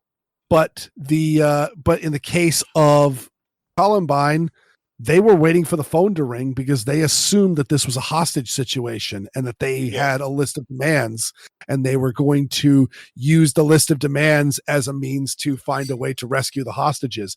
They didn't realize that they were just there to kill as many people as possible. Yeah. It's similar, and that changed the paradigm of reaction and training, just like 9/11 changed training and reaction to hijacking. Correct. Absolutely. Yeah. So, this was a messed up report. It's also further messed up in the fact that there were allegations that there was political whitewashing going on within this to possibly conceal certain motivations and certain things that they want to steer the media away from. And unfortunately, I hate to be sensationalist on it, but I think that there's more than enough evidence to point in that direction, in the fact that they are withholding so much information, despite the fact that they published probably the most dangerous piece of information, which is that the fire alarm was the key reason why this was at all successful. Didn't the authorities also deny Freedom of Information Act requests? Yes. Yep. And they can because of ongoing investigation. Right. I'm not sure actually that is an interesting statement of if it can survive that another request now that this report is out and essentially the investigation is closed. Yeah. But also the police openly said that the police chief openly said within the first day or so of the attack that they had secured journals, and I think they openly said, we've secured a manifesto and we will be releasing that in time, and then later on said, no, we're not. Obviously, we have it, we'll be releasing it in time because we need to read it first so that we can gather up any important information and take action upon it, but also and also so we can redact any personal information, private information, people that are not part of the investigation, who might be named, or private information that might be on there. Yeah, that's understandable. And that's like with the Epstein list, is they right. want to make sure they redacted all the victims. As I talked about shortly after it happened on here, that neighborhood is a very wealthy neighborhood and very politically connected neighborhood. Mm-hmm. I don't know, I don't know exactly who is connected with that school and with that church, and I have no desire to dig into it, but it would not be outside the realm of possibility at all for there to be someone very politically connected to make a call and say, let's not. Yeah. So either way, I'm very, very disappointed that this amounted to what appears to be cover-ups, dishonesties, and contradictions within it, especially when there is definitely information in there that could be utilized by another shooter. Hopefully it will be also utilized by school administrators and people in charge of school safety to come up with some better solutions in the event that either smoke from a firing gun touches off a smoke detector, or a killer pulls the fire alarm in order to get people to file out into the halls, which has happens in other circumstances. Correct. And so but yeah, so that this was a crazy story, and all right, I'm done. Once again, I'm not sure we've mentioned it, but and if we have, it bears repeating again. The officers that responded, oh God, did an amazing job, and frankly, those badge cam videos need to be shown in police training classes on this is how you do it. Yeah, you react to mass shooters. Because actually, you reminded me of a factoid that I had heard that I read in there that really triggers onto that, because again, if you have not seen, and actually I'll throw the badge cam video into the show notes, because it should be watched, because the level of bravery, but also, according to the report, many officers weren't even aware that there was a school attached to that church. Yeah. And so they had never been inside it. They did not know how the floor plan worked. Mm-hmm. Right. And the officers, from what I remember reading, the officers were not officers who had worked together. Yeah. And honestly, none of those guys should ever have to buy a drink in public again. Mm-hmm. I know that actually donut operator and Brandon Herrera went and actually spent some time with them, and brought them some money from their various ad revenues for videos that they did on the on the shooting, and all that. And they drank for free for sure there, documented. But just when they came in, cleared the first floor, and realized that the shooter was on the second floor, and then went up that stairwell. Even though I know how deadly stairwells how the video and like it's a stairwell with an open overhang at the top, and all of that, like that could have gone so badly had the had the shooter been securing that stairwell. Yeah, I believe that there's been a few experts that have said the best way to clear a stairwell, J-Dam. Yeah, that is a Clint Smith quote. And one of the other things that I forget where I saw it, but it was someone who had been in Iraq or Afghanistan in the military and had cleared buildings. And one of the things they said was the first guy up the stairs assumes he's going to die, assumes he's going to get shot. And he's just there to act as a bullet sponge until his teammates can take care of the attacker. Yeah, draw fire and identify the location of the targets. Yeah. I mean, I just don't understand how that first guy was able to get up the stairs with such big brass ones hanging. Yeah. Yeah, because that's fair. Knowing that you're the bullet sponge and going up anyway is just it's incomprehensible.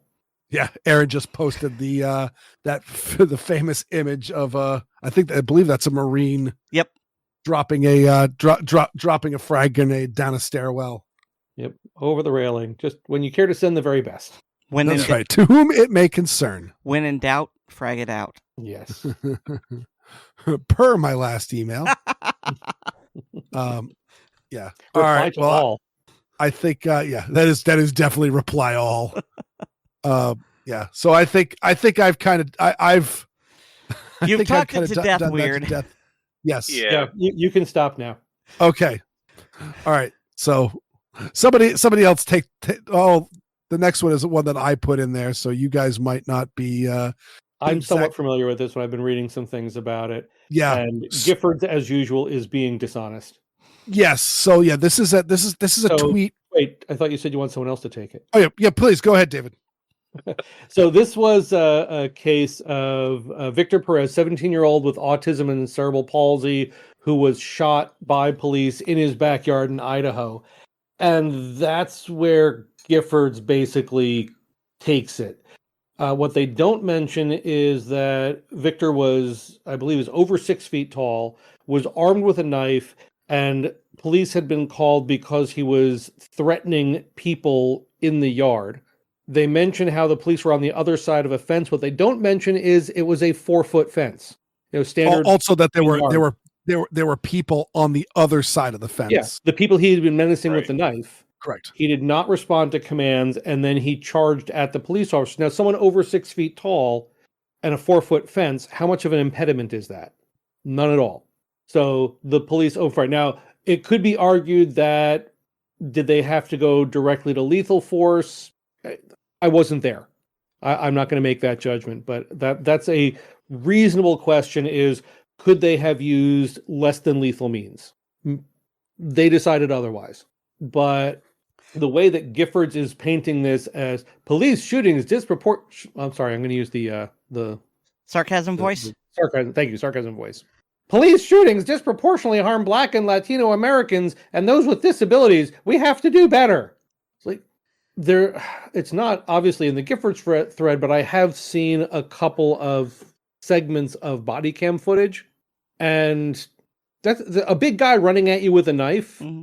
Scary as hell.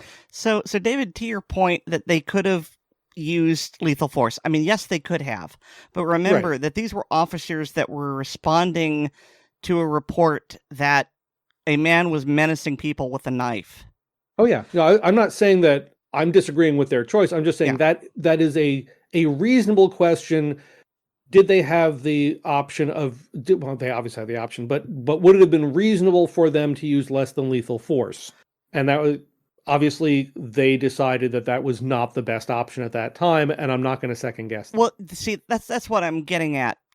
They arrive with a certain mindset, and that mindset is if a homicide hasn't happened by the time we get there, it's going to be happening very soon.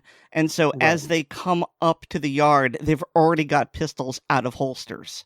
So, right or wrong, and I'm not going to say that they were wrong, they were already in the mindset of, if we have to stop the guy, we're going to have to use bullets. Mm-hmm. So it would have required a significant mental shift to go, okay, holster pistol, pull out taser. And it's also worth noting that at the time, the police did not know that the person they shot was, autistic, nonverbal. I don't remember if they said he was deaf or not, but all they knew is 6-foot man threatening people with knife. Yeah. This is I'm going to toss it in the general chat, but this is an image from I think is a doorbell camera across the street of moments before the shooting. So looking at that fence, that's a 4-foot fence. I've hopped those, and I'm not the most athletic person. Yeah, it's called a hurdle. Yeah. Mm-hmm. So, and of course, Giffords used a picture that makes the guy look 8 years old. It's the Trayvon Martin picture. And to throw them down the stairs. What was the hands up, don't shoot guy? Oh yeah, but they post up the picture of him in grade school or something. Mm-hmm. Yeah, but I claim that he had his hands up. But the bigger thing to throw Giffords down the stairs for further is that, in fact, this is Giffords. This is an anti-gun group. Mm-hmm. And what do anti-gun groups do? They write anti-gun laws and legislation. And what is the first thing to get tacked onto anti-gun legislation? Police exemption. Correct. Yep. Back for those of us who are around who are gun owners between 1994 and 2004, we saw the magazine stamped law enforcement, military and law enforcement only. And because cops had 17, 18, 30 round magazines and all that. The military had all that, just not you. And they're the ones that say, hey, cops can carry firearms, but not the average citizen, because cops are better trained and have better skills and have been vetted and this, that, and other thing, reasons, except for when they decide to throw them under the bus when there's a shooting that they've decided that they don't like. And so, yeah, like everybody else, I'm not going to make too much of a judgment call. This shooting sucks. Yeah. And I'm sure that the cops didn't want it to go down that way either. It reminded me of, there was a blogger, I forget his exact screen name and what was going on, but essentially he was involved in a shooting where it was a poorly managed group home for adults with mental disabilities, and one of the residents of this home had gotten loose and smashed his door down. I remember that guy, and he had a very strange name or handle that he wrote under. It seemed Chinese because it started with TSI. Yeah, soy, I believe it was. And I'm going to say that, sorry, go ahead. But yeah, but he ended up unfortunately shooting and killing the person. And I say unfortunately shooting and killing the person because he openly says, like, I really didn't like the fact that I ended up killing this person. They were a danger to me, but they were mentally disabled. They didn't really know what they were doing. Really, the fault was the people that should have been keeping him less agitated and in people responsible for caring for him. Correct. His caretakers really let him down by allowing him to kick down an innocent person's door.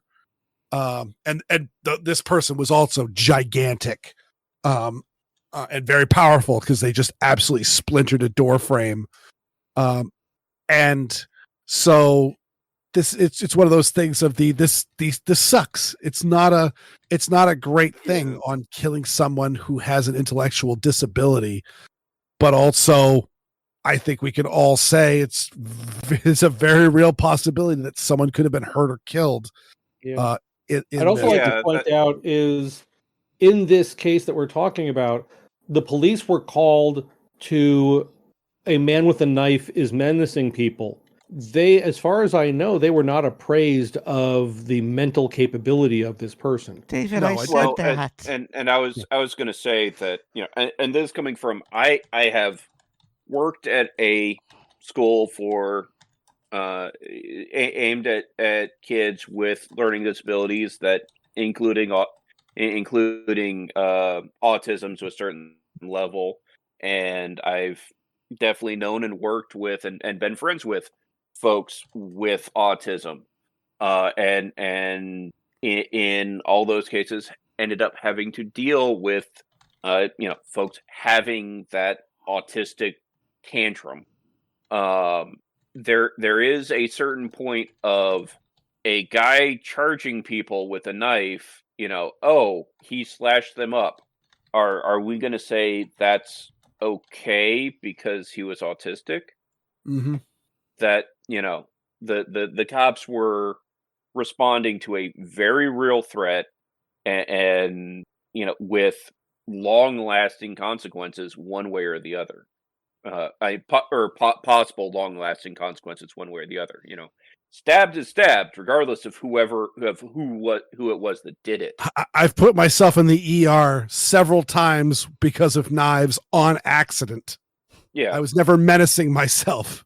Right, which sucks, but unfortunately, reality sometimes sucks. Yeah. I will say that the optics of that ring photo look absolutely damning, because if you don't know the context, it looks like 4 police officers lined up as a firing squad. Yeah. To execute someone. And, if all you're doing is looking at that photo and then you hear from Giffords about how they gunned down this young man, it's absolutely awful. Yep. I mean, if you read into it further and find out that was like 10, 15 seconds after they got there, and he was menacing people with a knife when they arrived. He was on the ground, and he got up and came to them.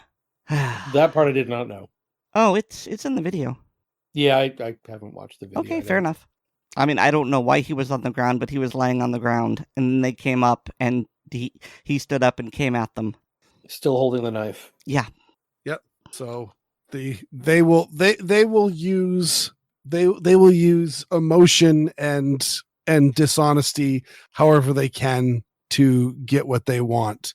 And so they will disarm us and give the police all the power in the world, because they don't want the police unions, and they certainly don't want beat officers to say, I'm not rolling on a day where I can only have 10-round magazines in my gun. Mm. We got rid of revolvers for a reason. And so but then suddenly when there's a chance where they can throw the police under the bus, they absolutely will. Mm-hmm. But they're the only ones trained enough to own firearms, to have possession of firearms. Bang. Yeah. Negligent discharge. Mm-hmm. Police are the only ones professional enough. Yeah. All right. Speaking of extremely stupid, so there is a lawsuit in New York being filed against Glock. Why New York? Why do you have to keep making yourself the subject of ridicule like this? Yeah. Also, New York, why do you have to keep having all these gun crimes? You have all the gun control laws. Just use them to stop the crime. Yeah. And the 2022 Brooklyn subway shooting was Glock's fault because they used a Glock gun. But how many legally owned Glocks are there in Brooklyn?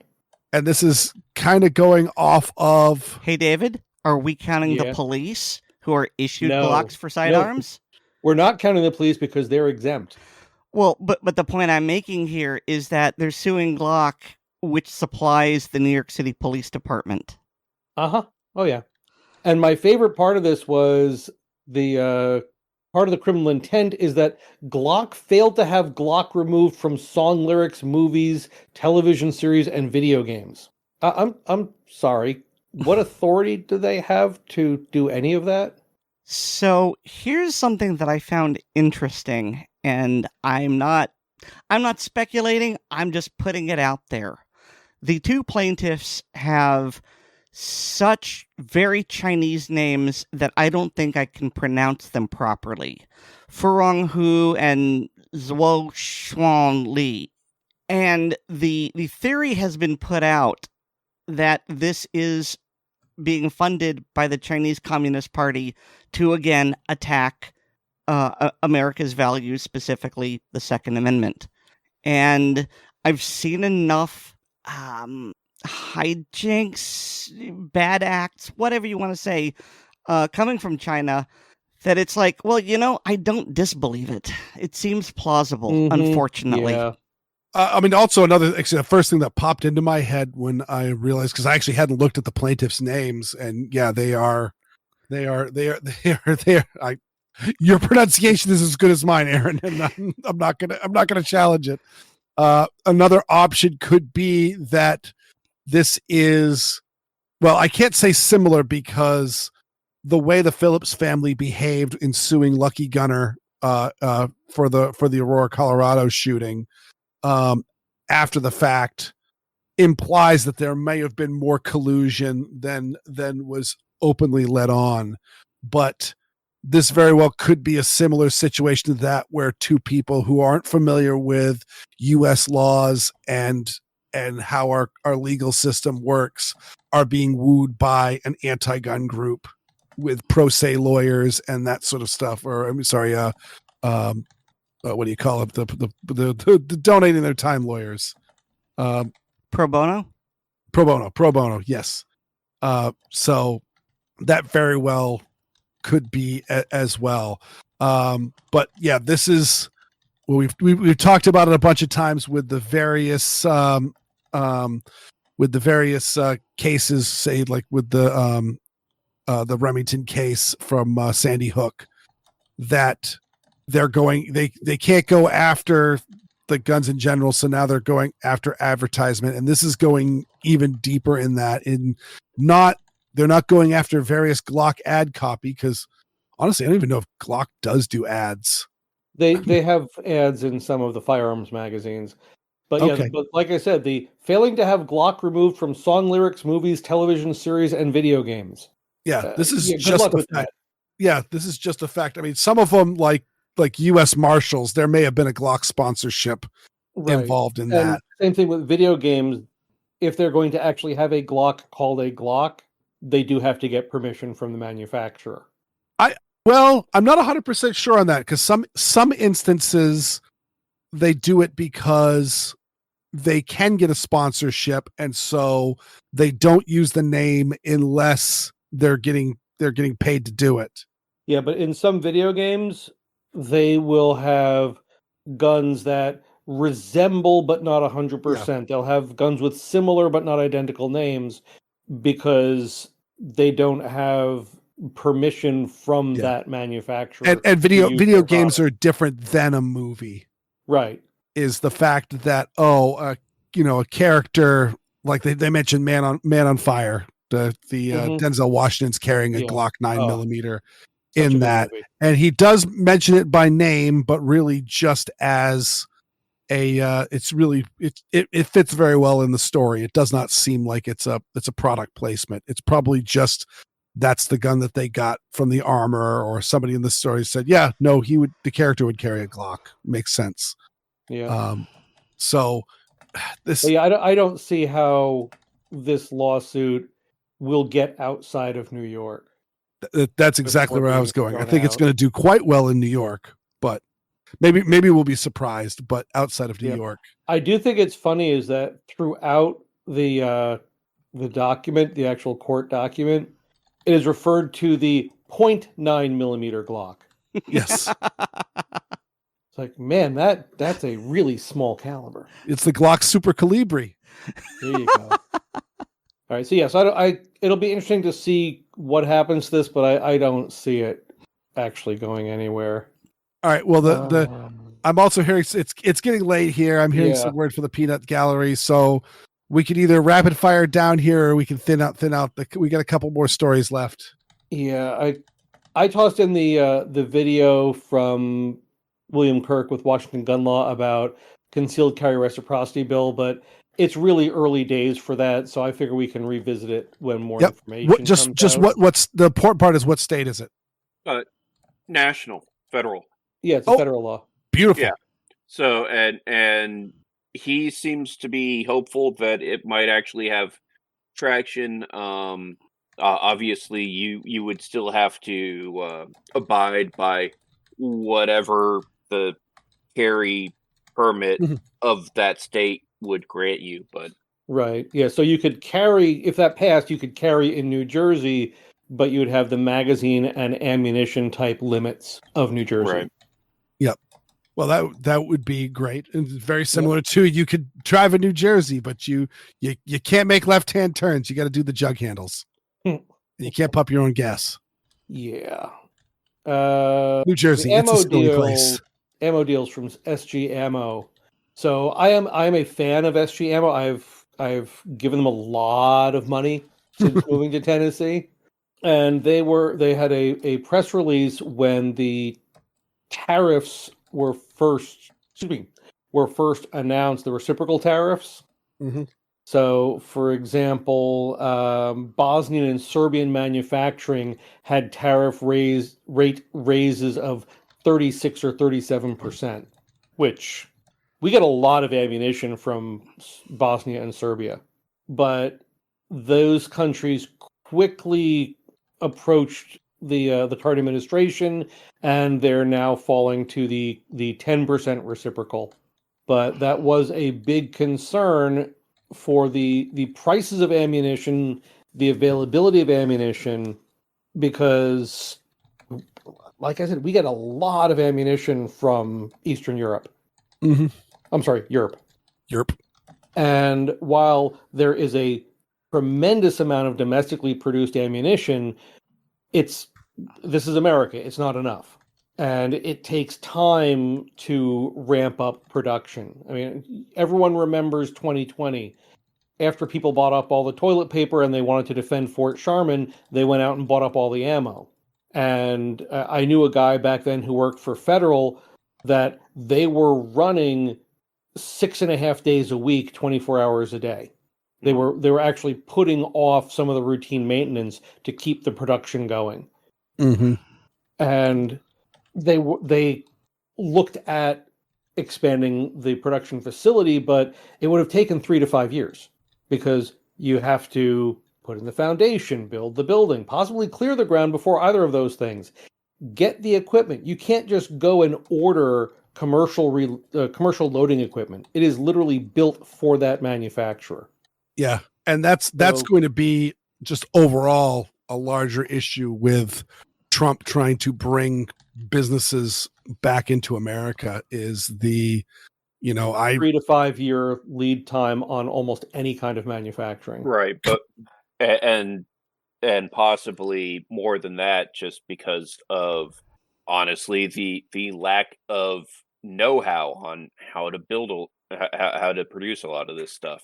Yeah, The knowledge doesn't exist anymore over here. One of the things that several people have pointed out to me is that a lot of this kind of manufacturing is going on in America today, but it's at a much smaller scale, and not all of it is readily scalable. Right.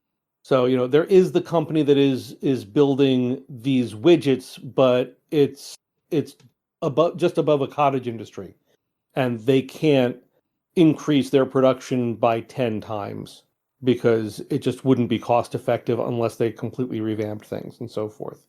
But it looks like a lot of the concerns are fading as countries realize that they need the United States market more than the United States needs them. And something like 70 or 90 something countries have already approached the administration to work out balanced tariff deals. So we're likely to still see some price increases on imported ammunition, but not the 30 to 40% increases that we were concerned about. But there is almost certainly going to be a bump, because if the foreign imports have to bump up by, say, 10%, why wouldn't the domestic manufacturers take advantage of that and get a little bit more for theirs as well? And no, that's not gouging. That's supply and demand. So, all right, Oddball, take us home. You added the last two, and these are firmly in your wheelhouse. Yeah, so just decided to throw in a couple from our good friends over at KnifeRights. Hopefully some good news. Actually, one I didn't add in that I'll throw in just because it's highly related. KnifeRights is actually seeing a decent amount of movement in both Vermont and Washington over with Vermont a switchblade ban repeal and Washington the quote spring blade ban repeal. I'm sorry, what blade? Spring blade. Some people call it a Kaiser blade. I call it a spring blade. Right. Yeah, I actually heard bring blade, and I didn't know what that was either. But so how does a spring blade differ from a switchblade, or is that like anything assisted opening or more? Or is it not defined clearly in the law? Honestly, KnifeRights has it as spring blade and then in parentheses automatic knives. So I would have to dive into the state of Washington laws to tell you the exact definition, and well, the state of Washington's laws dealing with anything vaguely weapon-like just will make my head explode. Yeah, but it sounds like spring assist or more would be a reasonable assumption. Yeah, at the very least, the automatic knives, it may also include spring assist. Mm-hmm. And in both those states, they've gotten it to pass the Senate, and it's gone on to the House, and hopefully will pass and make those states a little bit more free.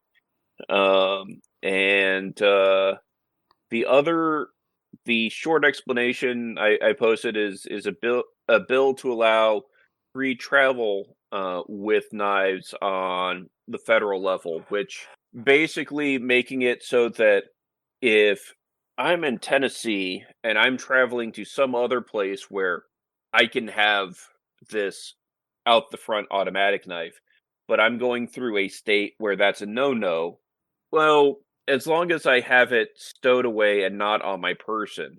So analogous to the Firearm Owners Protection Act of '86. Very much so. With the addition of specifically in the bill, it states that no, you can stop for gas. You can even spend the night in a hotel. So it's even better than FOPA. Yeah, as long as you're not hanging around. You're not hanging around for a week or whatnot. But if you're needing to stop over, spend the night because you're traveling for 30 hours or something like that. Yeah, because FOPA does allow for consequential stops like a meal or gas. Right. But I don't think overnight falls under FOPA. I don't know if that's ever been. Well, I don't think it's been tested. It's hard to say because FOPA is either completely unnecessary or been completely ignored. Yeah. Right. I mean, so if you're driving across Wisconsin and you don't live in Wisconsin and you have firearms, which of them wouldn't be legal in Wisconsin? Yeah. But also, just like with FOPA, people have been arrested at O'Hare Airport when their gun came out, when they were redirected and their gun came off the baggage carousel. JFK and LaGuardia have entered the chat. Yeah, exactly. Yeah. And so so it's one of those things of the Firearms Owners Protection Act technically exists on the books, but in practice it doesn't exist. Yeah. Yeah, I just found that part in the law that Oddball posted a link to. Temporary lodging, subject to the requirements under subsection B, a knife or knives may be kept accessible in any form of temporary lodging overnight as described in subsection A2A. So the knife if you're camping, that's temporary lodging. That counts. Fair. So the Knife Owners Protection Act has made it out of the House Judiciary Committee in a 13-10 vote, and is to be considered in front of the full House on the federal level. Yeah, so, those 10 people need to be looked into and primaried. Well, I mean, this is one of the oldest tools in history. Yeah. But just a reminder that while we are very much a firearms podcast, Second Amendment does not stop at things that go bang, and of course our friends at KnifeRights are doing wonderful work, and they could use everyone's help to do more of it. Yeah, and I will say that if the past has been any indication, I expect probably in a week or so of this dropping, they will probably have another one of their fundraising raffles where you can have a chance to win some rather fantastic prizes.